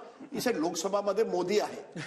Please understand. That's how they are seeing it. This is the reality on the ground. 2019. Madhya Pradesh, Rajasthan, Chhattisgarh. Let's come to Madhya Pradesh and Rajasthan because this is a fascinating political adda, and if we go on, we can be here all evening. So I want to come now to Madhya Pradesh and take you through the numbers. We need to just step on the pedal a bit so we can go, otherwise we'll be here all evening. So in Madhya Pradesh, the BJP had 28 seats. Apart from Chhindwara, they won 28 out of 29 seats. This time, they're expected to come down to 27. The India Alliance had 1, expected to go up to 2. This is as far as votes are concerned. 58% last time for the BJP, same this time. And the Congress's vote share, 35 last time, expected to be 38 this time. So basically, you're predicting that one other seat could possibly go away from the BJP and one extra seat could get added to the Congress. I want to quickly go across to Rajasthan as well. From Madhya Pradesh, we'll take vote share first. The NDA had 61% vote share, the BJP had 61% vote share, this time 59. The Congress had 34, this time 35. Let's quickly see how that converts into seats. No surprises here. If that's how big your lead is, 59 plays 35 in a bipolar election, it's a clean sweep. So they're holding on. Yashwant Deshmukh, 2 areas where they shouldn't lose. You know, all these complicated, really detailed, finesse, nuance graphics that we have on the election intelligence dashboard, they're not going to be of any use. If this is how one-way the traffic is, then what's the point of all the finessing? Well, I was just trying to give what Rajdeep was saying. I will just give a term to it. I call it Modi dividend. There is a clear cut, on an average, 15 points Modi dividend as far as the Lok Sabha election is concerned. And the split vote, ironically, I coined that term in 2004 while explaining why Vajpayee's popularity did not translate into votes for the NDA in 2004, because there was a lack of a split vote. And since then, we have seen slowly and steady, the number has been increasing. While Rahul is correct that, in many of the states, it is not very clear-cut in that way, because in many states where BJP has been absent, their split vote also to take them across a threshold of 30% wouldn't come. Like, say, for example, Kerala. Kerala Vidhan Sabha election, BJP goes into single digits. In Lok Sabha election, they almost touch 20%. But can I just make a point, and Raj, I want you to come in on this. When BJP swept states like Rajasthan and Madhya Pradesh in 2019, we called it the Balakot bump. That post-Balakot, Mr. Modi had taken over the entire space. Now, even without Balakot, the fact is in both these states, the BJP is holding its own, sweeping Rajasthan as per this poll. 27 out of 29 in Madhya Pradesh. In Rajasthan, there was a close contest just a month ago. And yet now, Lok Sabha, it appears it's the BJP all the way. What explains it? So we can even throw Balakot probably out of the equation. Just say There is the Moditwa factor. You know, if you look at it, and if you ask somebody, even in Delhi or in Madhya Pradesh, who would you really want in the center? I mean, that's the question. And that answer is a very logical answer that voters would give. I would gather in Madhya Pradesh as well, who is the Congress projecting for them to vote for? Even as Prime Minister? As Prime Minister. Whereas you have Modi, and he has performed well. The state has rewarded him well. And I think here, if you look at it, just to make a larger point, there has to be a saffron wash, what I call a saffron wash, in about 6-7 states for the BJP to get to its 303 or 370. Madhya Pradesh is one of those states. It lost 1 seat last time. And there's a whole cluster of states where their vote percentage is 50% or more. I think, let's take the seats, 223 seats or so, where their margin is so big, over 5 lakhs or something, that they will win. Madhya Pradesh is one of those states that's there. So there are 2 points I'd like to make. One is what you were saying earlier, that the Modi factor will work very, very strongly to dispel any state kind of resistance that is building or any Congress support that could move towards Rahul or anything that's there. And 2, these are the kind of states where when we have 50%, the opposition has no chance. Sure, but you know, Amitabh Tiwari, this comes back to the point which many people have been making, that the real battle for the opposition was to try and take on the BJP, where there's a direct BJP-Congress fight. 186 seats last time where there was a fight, the Congress won just 12. If these numbers are to be replicated, it once again shows where the Congress is the main opposition, i.e. Madhya Pradesh, Rajasthan, the BJP is the front runner, and you're seeing the Prime Minister in all his recent speeches not focusing on regional parties, targeting the Congress, the Kamzor Kadi, as the BJP sees it. Yes, so one of the main reasons why BJP is again sweeping both these states is because it is facing Congress as the opposition, number one. Number two, the India alliance partners do not have a single vote in these 2 states. So there is no advantage to Congress of any India bloc formation because it does not get the reciprocity. And number 3 is that, as you said, the Modi factor, let's say. So 33% people, or rather 37% people, voted on the name of the PM face. So if you don't have a PM face, you are excluding 37% of the voters from the target But these segment. numbers leave the Congress party. They've lost Madhya Pradesh, they've lost Rajasthan Assembly election, they've lost Chhattisgarh. Now you've got a possible sweep as per this Mood of the Nation poll. Will it only further demoralize the Congress in the heartland? Rajdeep, actually that's the real trouble with the Congress party, because Congress is strategist, and that includes Mr. Yogendra Yadav, a new addition in team Rahul Gandhi. And I heard, once he told you also in an interview, he seems to think that the, Congress will get 7, 8, 9 seats in Rajasthan, 5, 6 seats in Madhya Pradesh and in Chhattisgarh. So there is, he's converting that vote percentage, that 40% plus vote of the Vidhan Sabha into Lok Sabha. And that is where I think there is a tactical error, but Rahul Gandhi is buying that. And India Alliance is buying that. Salman shows this is the real problem in a way for the Congress party to revive itself. These are the states where you needed to focus upon in the last 6 months. You've lost assembly, and now you could be wiped out in Lok Sabha. Rajdeep, you are thinking that the only people who are fighting this election are basically Khargeji and Rahul Gandhi. We have leaders in our states. They're fighting elections. They're getting ready. So what will become evident later on is, in your own poll, we're seeing, say, for example, a bump of 3 percentage points for India Alliance, which is Congress in Madhya Pradesh, for example. What that tells me is that there is a solid base for the Congress party to build on. And from now until the elections, anything is possible.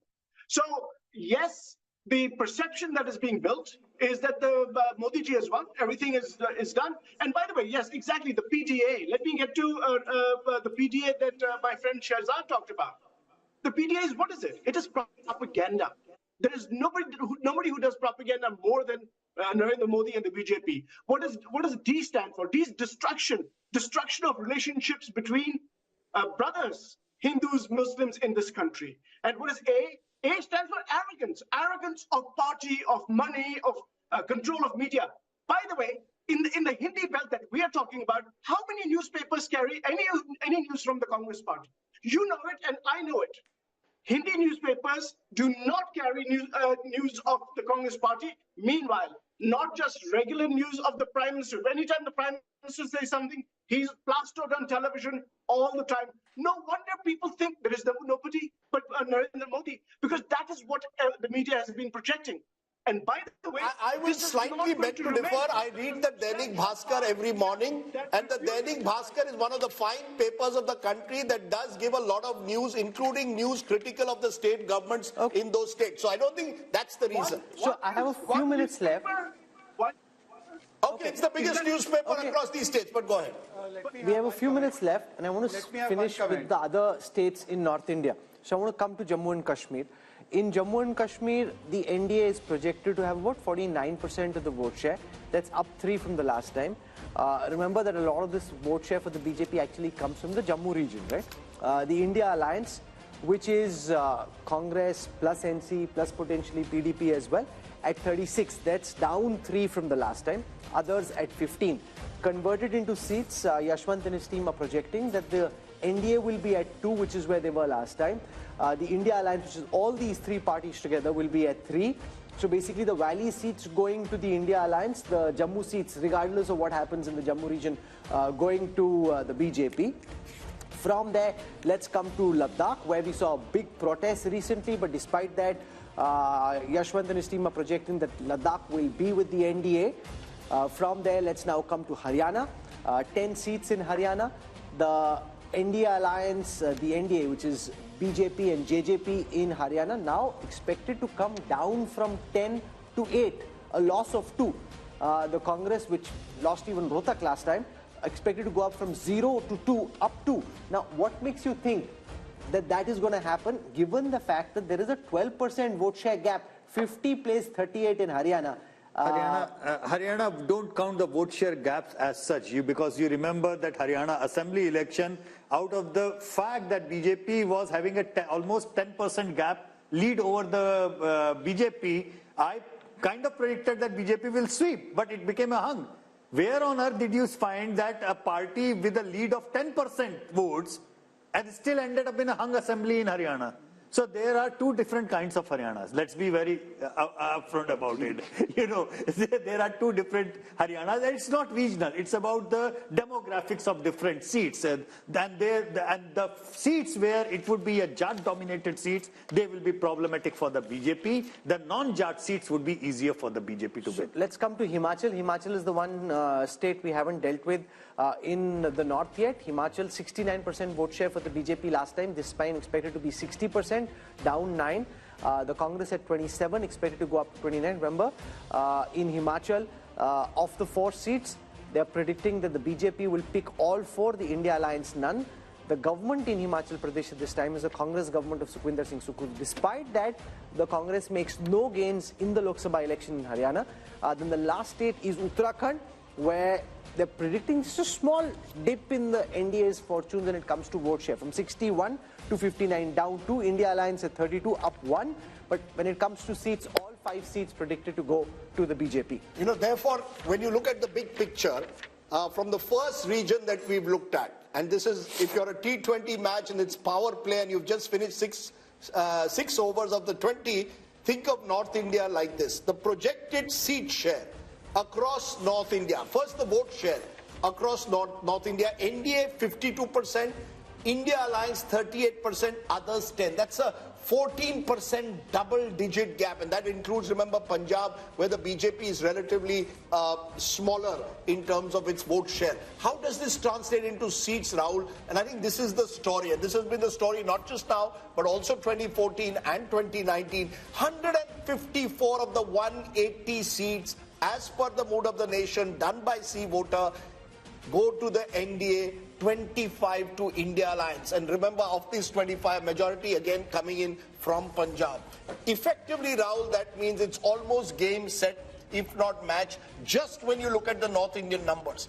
I mean, it is almost impossible then for any side to match up when you lose so big in such a large part of the country. And it's been the northwest monsoon that has really won the BJP 2014 and 19. We haven't come to the west yet. You've seen the northern torrential downpour in favor of the BJP. We'll show you what's happening in the east and what's cooking around the Bay of Bengal in the east and what's happening in the west along the Arabian Sea. So all that coming up in the second hour of programming. We've dealt with the north, where if this was, Rajdeep said, a T20 match, you know, this is just one-way traffic in this T20 match. You've got one team which is blazing away. 6 overs, 100 runs. Huh? 6 overs, 100 runs. 14 runs and over, or 15 runs and over. Which, you know, really makes it almost impossible to come back. And the thought that's coming to my mind, you know, there you see my election intelligence dashboard working.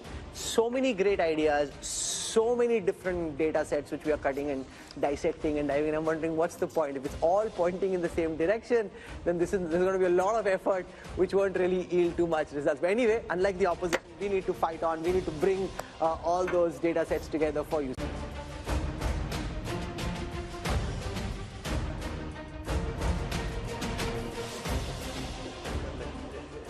Welcome back to the mood of the nation. India Today's biannual survey with C Voter, which is telling you just ahead of the general elections what will happen in state by state to give you the big picture. Who's winning the battle for 2024? We spent the first hour dealing with the North Indian states. We'll now switch to the south. And remember, Rajdeep, there's been this big north versus south effort that the opposition is making to try and build a narrative around how North Indian states are different from South Indian states. Do South Indian states truly feel and vote differently? We'll find out in this hour. Remember, we've given you the North India numbers in the first hour. 154 of the 180 seats going to the BJP-led NDA. India Alliance just 25, others 1. So there's a north typhoon. What's happening in the south? Is there a hurricane the other way around? Let's start. India mein cyclone aata hai, sir. Cyclone, okay. The southern cyclone. Sorry, the southern cyclone and there are cyclones that take place in south of the country. We're starting with Karnataka, a state which, remember, went to the polls 7 months ago in Vidhan Sabha. And interestingly, this is what it's showing. In terms of vote share, the NDA is way ahead of the India Alliance. Remember, there's a Congress government in Karnataka. 53% at the moment to the NDA, 42% to the India Alliance, others 5. This is identical in vote share compared to 2019. How is this translating into seats? Remember, 28 seats in Karnataka, 25 were won by the BJP last time. And we are saying the BJP is down just 1. 24 from, remember, 27 now includes the JDS, which has joined hands with the BJP there. So the BJP, JDS 24, that's down 3, but they're still holding its own. India Alliance just 4 in a state where the Congress is in power, and India Alliance means effectively Congress here, others 0. So you've got the first southern state giving bad news to the Congress party. And Rajchandgappa, it's your home state, so why don't you kick off? It suggests very different verdict to what we saw 7 months ago when the Congress won pretty decisively. But let's say, Rajdeep, it's not surprising in Karnataka. It's if history. You recall it started from Karnataka when Rajiv Gandhi swept Karnataka, winning about 26 or 28 seats in 1984. Within 3 months, Ramakrishna Hegde was elected as chief minister. We're going to see the reverse polarization happening in this case, where for Karnataka, they felt that the Congress was good, it was needed because the BJP government was not effective, and therefore the voters likely to tilt towards giving Modi the mandate, because he did campaign extensively there. He did push, if you remember the final phase, a certain percentage up over there. So Karnataka, and the other thing BJP has smartly done is tied up with the JDS. So the Vokliga vote, which would have made a decisive difference in Old Mysore and others, is getting split across these two. And secondly, if you look the way they have mended fences with the Lingayats, bringing Vijayendra, who's the son of Yadurappa, into the picture, the BJP has tried to cover its flanks. But let us see. I mean, Shiv Kumar is a wily contender. And you might see a little more seats going this way towards the Congress, So, Yashwant, given the fact that Siddaramaiah and Shiv Kumar were in Delhi, and now you've got DMK ministers, you've got Pinari Vijayan trying to hit out at the center for not giving enough finances to the south, could that potentially become an issue? Because I was seeing in the south, there was a lot of traction, at least on social media, around this issue. As of now, it's just in its infancy. Could it build into a bigger headache for the BJP in the weeks to come? Possible, because you see, without the JDS, BJP was in deep trouble. And they were pragmatic enough to take that much of arithmetic along. 6 months back, the same MOTM was showing BJP was in disarray because 10% approximately JDS votes of Vocaligas going along that. Now, but that's largely in Old Mysore. Largely in Old Mysore. But the thing is that it's not just like, it might be decisive in Old Mysore, but there are pockets in across Karnataka, particularly in North Karnataka, where even 5 to 6% of Vocaliga votes shifting the BJP way will do the magic. However, the point which you are making is a North versus South divide, and the campaign that we are now watching in social media, that is an uncharted territory.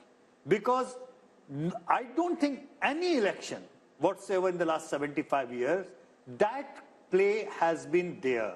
Barring the Tamil Nadu politics, outside that, the North-South divide was never played like that. So that's important. It's very important. And this issue is still just about germinating. It's just germinating. Amitabh Tiwari, is there seamless transfer of votes from the Janata Dal secular to the BJP, or do you think it might seem like that, but on the ground, it's not so easy to transfer? See, JDS vote is largely anti-Congress vote. See, the regional parties have been born out of anti-Congressism. And if you see the gap between India bloc and the NDA bloc, it's 11%, and out of which 9% is largely JDS. So JDS has pockets of influence in not only the old Mysuru, but even the Bangalore region. There, the implementation of schemes has been very good. And Congress is trying to project the Karnataka model as their model. But historically, BJP has been strong in Karnataka. From 1919 to 2019, they have won all the elections barring 1999. And surprisingly, BJP today, even in 2019, is the single largest party in South of India. Because South of India, there are regional parties who dominate and not the Congress party. Sure, and that's also primarily because they won 25 seats in Karnataka last time. So Rahul Verma, let's come back to our debate that we had when we discussed Delhi. That the same voter who 7 months ago voted for Congress, possibly Siddharamaiah as CM, apparently 7 months later wants Modi as PM. As Raj Chengappa said, it's not unusual, but it seems to me the one state where it's pronounced in the south is in Karnataka. See, Modi is one of the biggest vote aggregator of our time. There's no doubt about it. And he pulls BJP's vote. He's more popular than the party itself. If BJP gets around 37% vote, Modi's popularity rating would be around 45-50%. So that means PM pulls the party. What I was trying to differ with, that the segment which changes vote into election is smaller than the claim that we try to make. Right. And think of it, like Yashwant pointed this out. 6 months back, after the, so Karnataka elections happened in March and the last MOTN had happened around August. BJP was not doing that well. See, what BJP is doing in every state where they were having trouble is making efforts, right? In Karnataka, they tried to get JDS. They made a pact with Lingayat. On the other hand, and again, in Karnataka, what Amitabh had said in the beginning, the challenger is Congress. Congress seems not to be doing enough efforts in places where it's strong and credible. No, but also imagine Sanjay Kumar, despite being the mighty force that they are at the moment, the BJP is willing to tactically cede ground everywhere. Yeah. Even in Western Uttar Pradesh, to a party like the RLD, to the JDS, where they think that they can make inroads in Old Mysore. And also, Rahul, they called the JDS, they called Kumaraswamy corrupt and a dynast. I mean, it was very clear, we will never touch the JDS. You'll recall they called Mukul Sangma all kinds of things. Till the day the numbers came out, then they changed their mind. So the level of flexibility is very great. You know, Sanjay Kumar, because this was one of the states where there was a potential double-digit loss for the BJP. So also look at the irony. The party that is supposed to have the ideology shows political dexterity. The party with no ideology, so to speak, in terms of certain core philosophical issues, is very rigid when it comes to tactical alliances. Sanjay Kumar. I think the problem with the Congress is that it is slow in taking initiative. I would say even lazy in taking initiative. And if you look at the BJP on the other hand, even if they realize that they are going very strong in 2024, but they don't want to leave any chance. And my own sense is that if you talk to any BJP leader, they are pretty sure that they are winning 2024. But why they are entering into all these alliances despite ideological differences, despite having, given strong statement against the leader of those parties, is that they want to big win. They don't only want to big 2024. Let's take that. Just a minute. I'll come to you, Rashid, in a moment. Mohan Kumaramangalam, national spokesperson of the Congress, Ajay Alok of the BJP. To both of you, first to you, Mohan Kumaramangalam. You know, there's so much of talk of the Karnataka model that the Congress is saying the guarantees that we have given will win us an election. The numbers at the moment are showing, at least in a Lok Sabha, that's not working. I spoke to Mr. Siddaramaiah only yesterday. He seemed very confident. He also is playing this sort of discrimination against Karnataka card. But at the end of the day, our numbers are showing the BJP virtually repeating its performance of 2019, which would be hugely significant. If your numbers do bear out, Rajdeep, it would be hugely significant, no doubt. But I think your survey was conducted between December, May to January end, if I'm not wrong, which is at the height of the Ram Mandir propaganda craze that happened. And everything online, everything on TV, everything you turned on any channel was about the Ram Mandir. So I think definitely that sort of hysteria would have been captured somewhere in your survey. I don't think that they would find it easy to maintain that kind of momentum going forward. The other thing is the arithmetic of JDS plus BJP might look right, but I don't think the chemistry works at all. Just for example, Kumarasamy was in a rally with the BJP and was wearing a saffron shawl, I think, and the senior patriarch Devagowda came out and said that it would have been better had he been wearing JDS colors. So even something as small as that could be a flashpoint for misunderstanding between the two. The third thing is, you know, you have this national narrative of the BJP that is against nepotism, dynastic rule, etc. So I'm wondering how they're going to reconcile that with pushing Vijendra to the front as sort of the face of their party in Karnataka. You just can't reconcile the two in a national election.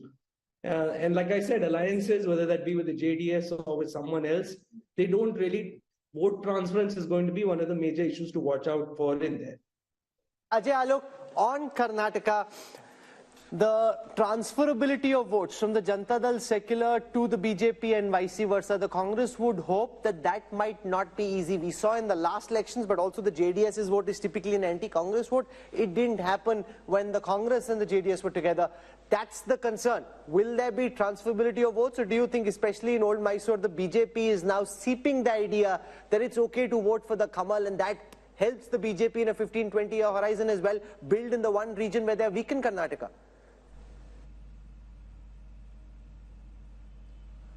See, one thing they're conveniently forgetting, that Congress snatched almost 6 to 7% of JDS votes in the last Vidhan Sabha election, but they were not able to snatch our votes. Our votes percentage was quite the same, 36.2, what we got and what we got in the last assembly election. And JDS vote bank significantly reduced from 19-20% to 13%, and this was majority or majority vote completely. It was minority vote which shifted to the Congress. Now there is a feeling of angst and there is a feeling of appeasement everywhere in Karnataka, and how the Karnataka government is performing since they have formed the government. So there is a natural chemistry and a bonhomie between JDS and the BJP, and BJP and JDS combined together, we are crossing 50% mark very easily. Sir, with due regard, and with the dynamism and with the momentum of the election going on. Sir, with due regard, when you say natural chemistry, 7 months ago you were name-calling each other.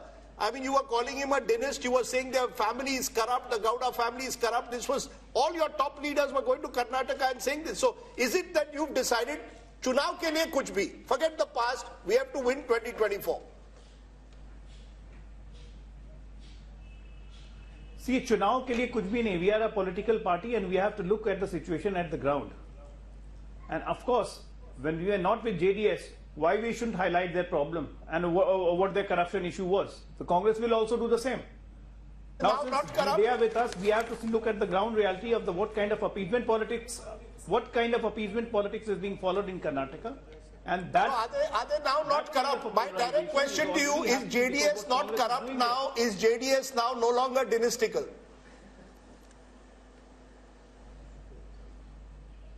Well, it is dynastical. As far as corruption the matter goes, it's all in the court. If they are convicted, they are corrupt. And JDS is dynastical, there is no doubt about it. We are having a strategic alliance with them. They are not merging into BJP. Yes, yes. Rashid Kitwa, you wanted to make a point. I think, Rajdeep, if Yashwant Deshmukh's figure come true in Karnataka, this would really reflect mood of the nation. Here is a government which is a proven track record, performing well. The Congress party is there on the ground. It's not a lazy party, at least in Karnataka. And in spite of that, if they lose badly, that will tell you a mood of the nation, a pro-Modi wave. Second thing is, it will also create a huge political upheaval. You remember, there was a lot of rivalry going on between Siddaramaiah, Chief Minister, and D.K. Shivakumar. And this will, become a big issue. So are you saying the possibility of that government either falling as it did after 2019, or are you saying there could be a change in Chief Minister if these numbers hold? All kind of possibilities are there. If this happens, then I don't see future for Siddaramaiah government there. Okay. From Karnataka, let's come to Telangana. I'm just trying to keep it moving so we're able to give enough time, because otherwise we have very irate viewers in a particular state that this is how important our state is and you didn't give us enough time. So let's just try and keep it moving. Let's come to Telangana. We look at the vote share numbers for Telangana first and then the seat share numbers. So in Telangana, the BJP thinks they will be able to gain ground. They had 4 seats the last time. So when we look at the seat share for the BJP in Telangana, our poll is predicting 21%, just marginally up, 1% up from the last time. The big jump here is for the Congress, which was at 30% last time, this time at 41%. Whereas the BRS and the other parties, which includes OVC, coming down to 38 from 50% the last time. So the big change really is the bump in the fortunes of the Congress and the decline in the fortunes of the BRS. How does this translate into seats? The only sliver of hope that we're seeing of all the numbers that we've put out so far in the Mood of the Nation opinion poll are actually coming from the 17 seats of Telangana, where the Congress's tally is expected to go up from 3 potentially to 10. That's up 7 from the last time. The BJP was at 4, could come down to 3. That's down 1. The BRS was at 9, could come down to 3. That's down 6. The AIMM stays where it was the last time. So OVC wins his seat. 3 to 10.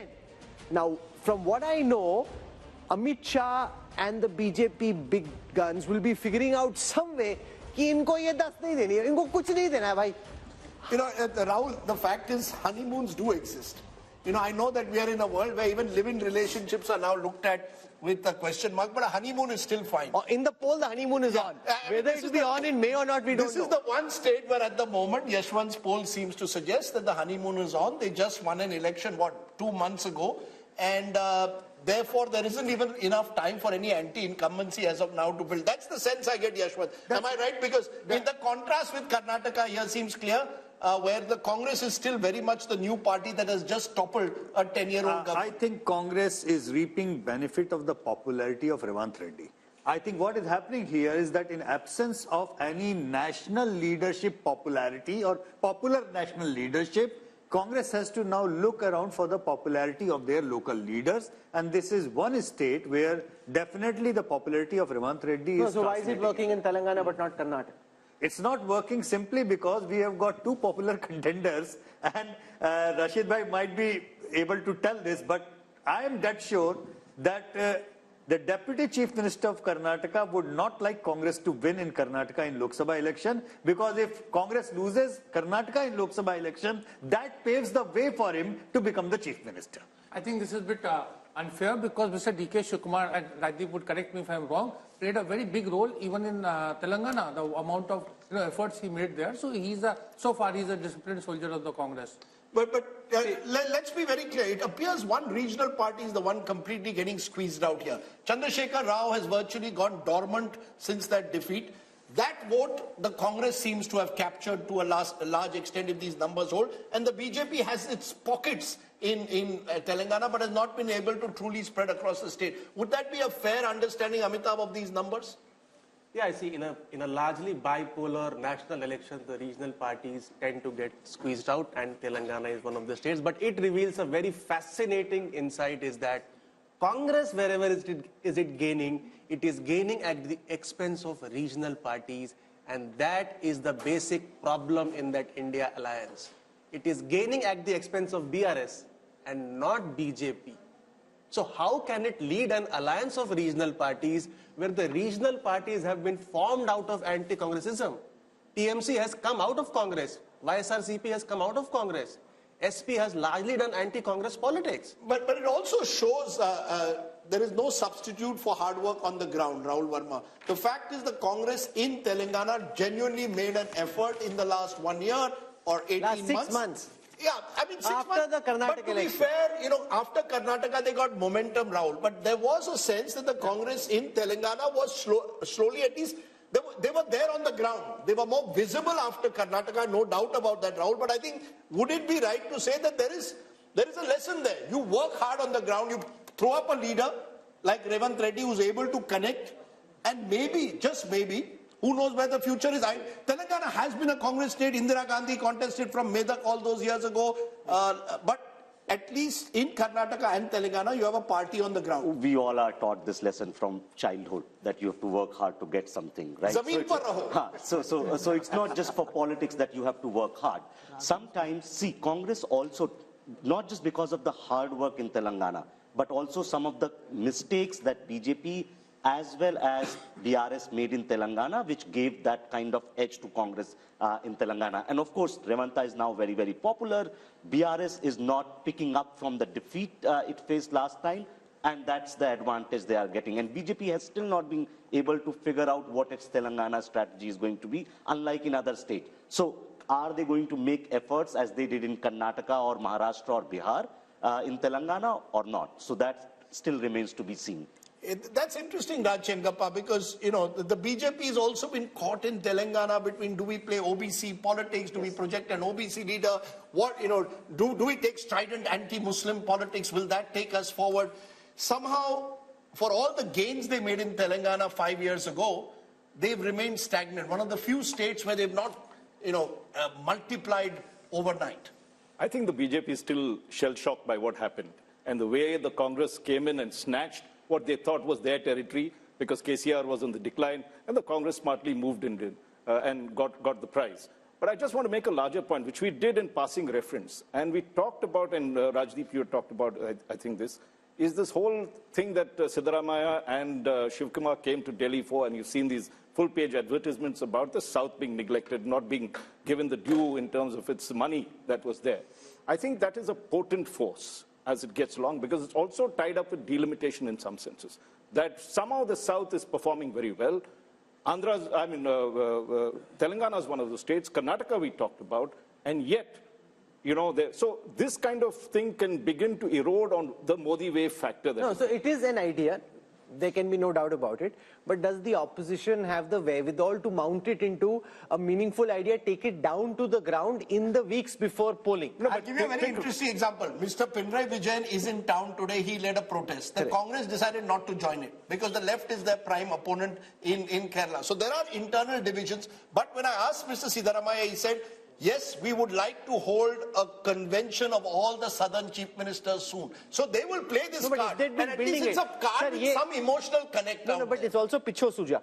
It's a real last minute kind of idea, right? To be able to take this idea, build it into something big requires some time. And the other worry is... The idea to begin with, you are only 2 months away from the election. Even if you play it well, South is only 130 or 140. No, but in those states Rahul, it may do well. Rahul, can I just make a point? If in Karnataka they have, swallowed the poison chalice and had